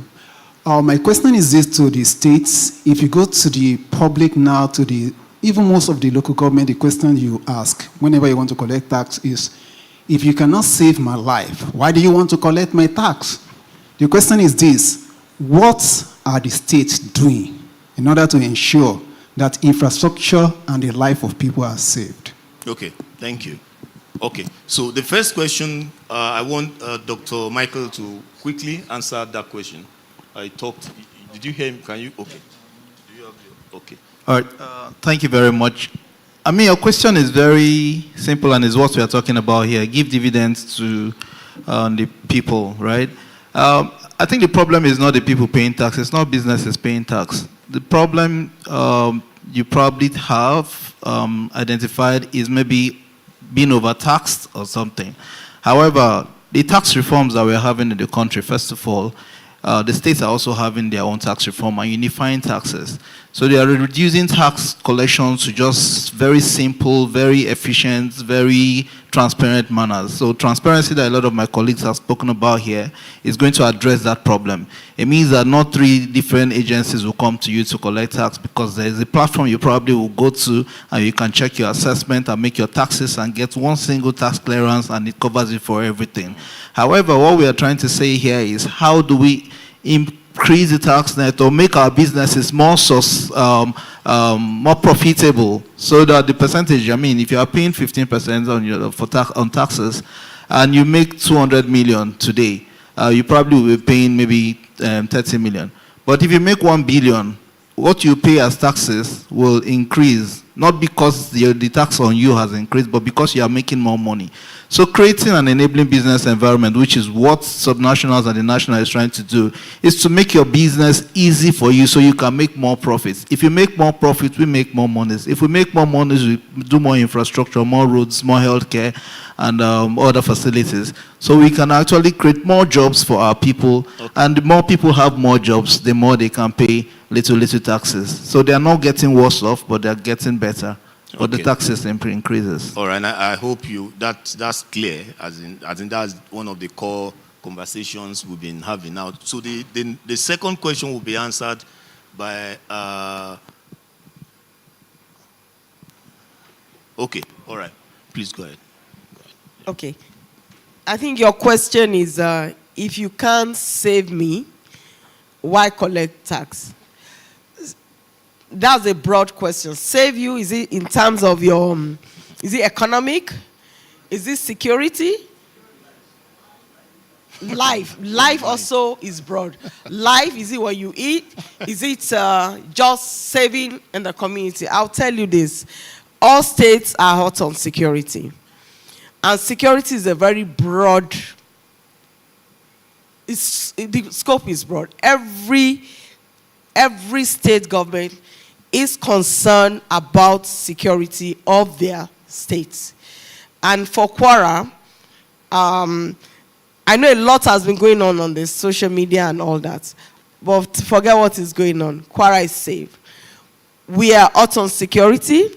Every state government, I know they are out on security. The federal government also is concerned about security. There's a certain amount of whatever you get to make sure that your security outfits, they are well equipped and they secure life and property. So that is, and also you see, tax is important. It's not, it's a civic responsibility. Every citizen is a duty you need to pay to your state, pay to your nation. That's Nigeria. Thank you very much.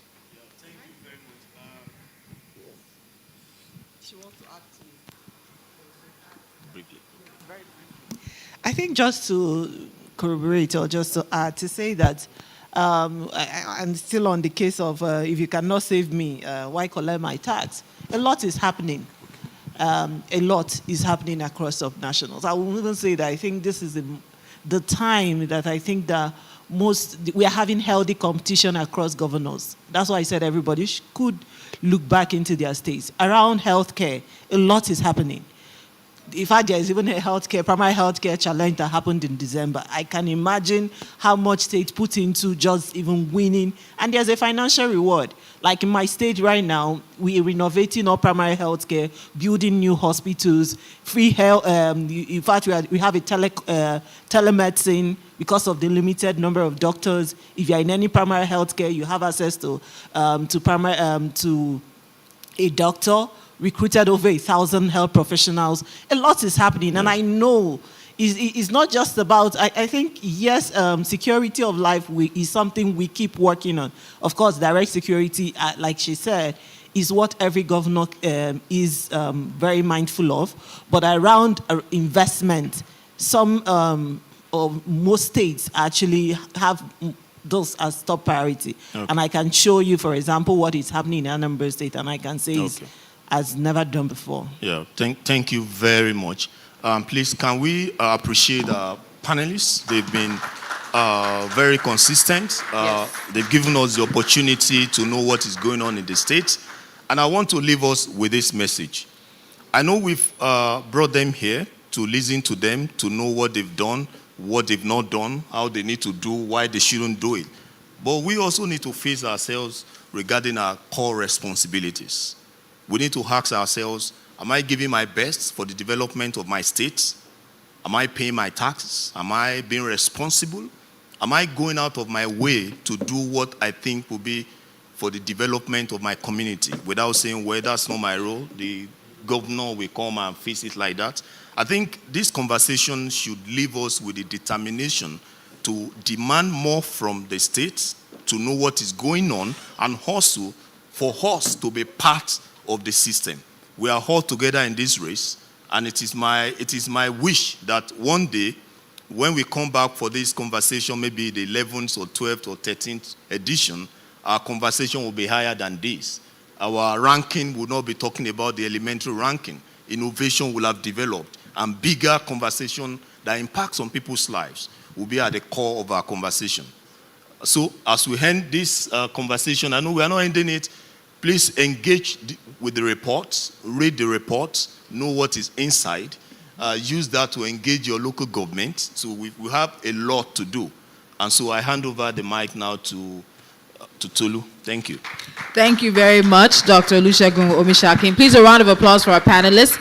They're going to stand for their pictures now. If I could get Sheon Onigbinde.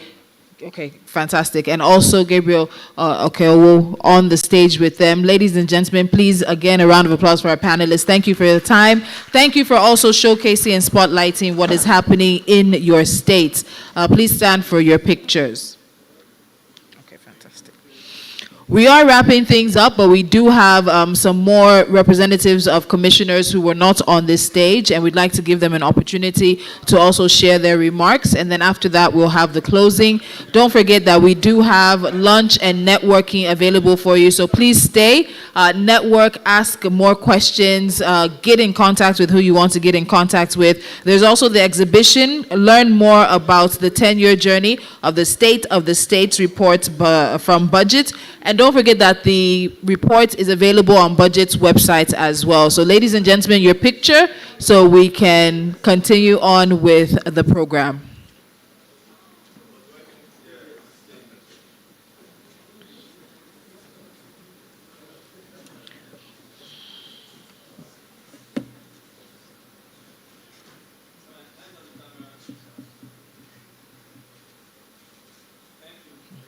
All right, thank you once again, ladies and gentlemen. You can make your way to your seats. As I said, there are still representatives of other commissioners in the room with us. I'd like to call up on stage to give his remarks, just 2 minutes. I'm calling Mr. Umar Saleh Anka. He's a director, or rather he's the Director of Climate Change in the Ministry of Environment and Climate Change in Kano, representing the commissioner of the ministry. Please, a round of applause for him as he makes his way to the stage. Let's stick around through all of it. It's been a very insightful day today, and he's also going to add another layer to the conversation now, one we haven't heard too much about, and that's around climate change financing.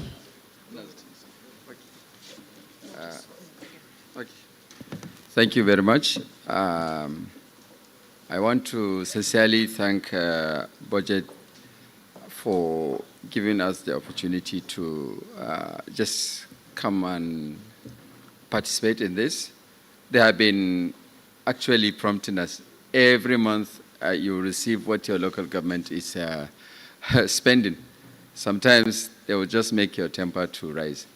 As a Director of Climate Change, on behalf of the Kano State Ministry of Environment and Climate Change, I wanted to say this to the Deputy Governor of the CVN, that I haven't had anybody talking about climate change vulnerability. And when you're talking about creating resilience, you must consider and factor in the burning issue of climate change. So I am inviting the budget to look into the aspect of climate change. FCDO, through Partnership for Agile Governance and Climate Change Engagement, are doing well in trying to support especially Kano, Jigawa, and Kaduna to set up their climate finance agendas and framework. And I wonder, one cannot just sign into carbon credit or what have you, just for the ranking's sake. Rather, we need to have an MRB, monitoring, reporting, and verification system that will make sure that there's sustainability of the loan or whatever you've taken out of for the climate change finance. So I invite the budget to Kano State to come and join the climate change work to make sure that you guide us on how to source finance or carbon credit. Thank you very much.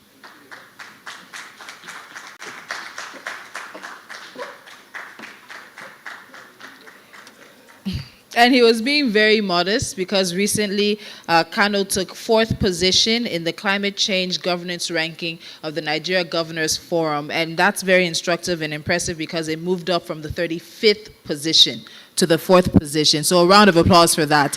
It's really beautiful to see progress being made by many of our states. There is also one other representative I'd like to bring forward to share his remarks with us. He's the Permanent Secretary of the Bayelsa State Ministry of Finance, representing the Honorable Commissioner. Please welcome to the stage Dr. Ebimowe Uwodu. Please a round of applause for him.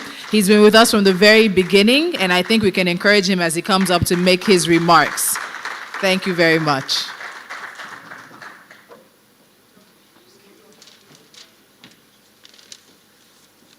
All right, good afternoon, ladies and gentlemen. Like I've been introduced, I'm the Permanent Secretary Minister of Finance, Bayelsa State. I'm here with two of my colleagues, the Director of Treasury, Dr. Carl Seyabo, and Mr. Muyiwa Adeleke, a key member of our team. I have a goodwill message from the Honorable Commissioner, who is unavoidably absent. And since I'm a rep, I'm going to read it in his own words. It goes this way. It is my pleasure to join esteemed colleagues and stakeholders at the launch of the BudgIT's 2025 State of the States report, which is themed A Decade-Long Chronicle of Fiscal Performance and Governance Across Nigeria's Subnational Entities. I commend BudgIT's foundation for its pioneering role in promoting transparency, accountability, and citizens' engagement through data-driven advocacy. This report has no doubt become an indispensable tool for policymakers and citizens alike, guiding informed decisions and fostering dialogue and fiscal sustainability. As we mark this milestone, I encourage BudgIT to continue refining its methodologies and expanding its reach, ensuring that the nuances of each state's fiscal realities are captured with even greater depth.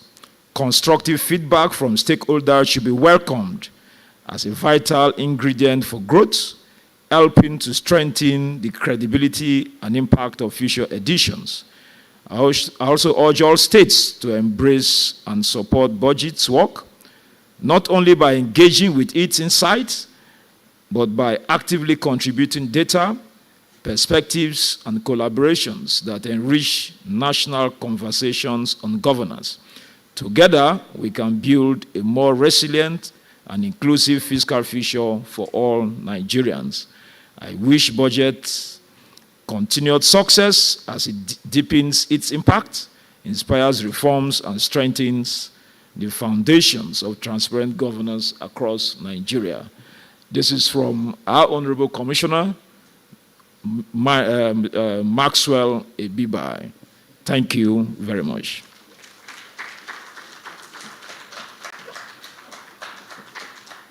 Thank you very much, sir. We have just one more item on our agenda. And as we close this celebration today, coming to a decade of fiscal analysis, one thing stands out, and one thing has been a common thread through everything that has been said on this stage. Transparency is not a destination, neither is accountability, it's a journey. As we look ahead to the next decade, the call remains the same: for governments to open up, for citizens to stay engaged, and for institutions to keep innovating.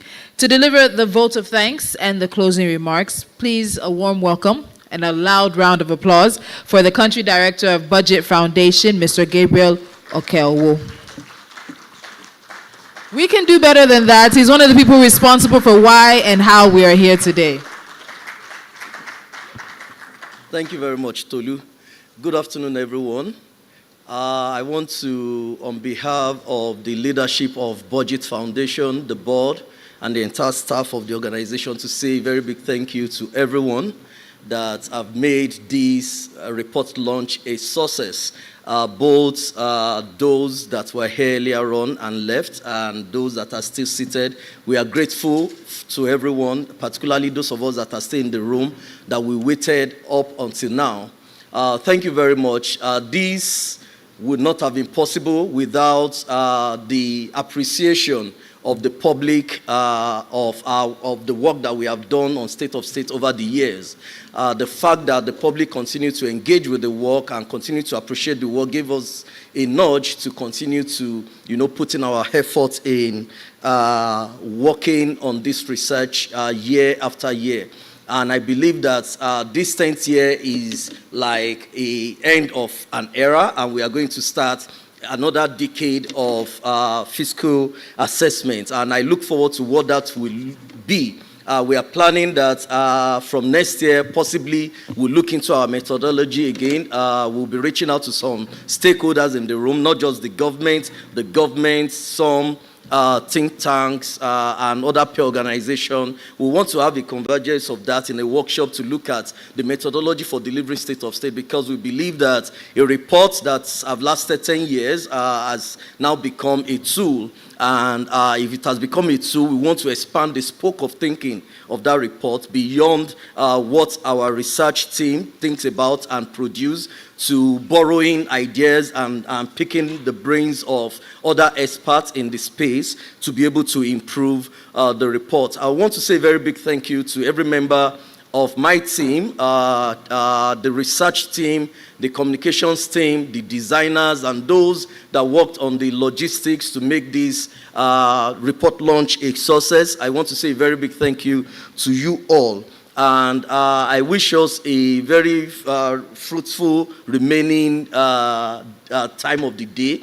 And a reminder that we have is the 10th anniversary, so there is a bit of celebration, right? So please, when you leave this room, we encourage you to please stop by the desk behind. I believe a table has been set for every one of us. There is more than enough to go around everyone. Please, let's eat, let's marry. If you have not been to the exhibition stand, you can also visit the exhibition stand. We have sort of chronicles the last 10 years that we have been doing this in picture form to tell a story. So you can please go in there to see the beautiful work that we have done over the last 10 years. I wish us a safe trip back to our different destinations. And thank you again. See you at the State of State 2026. God bless you.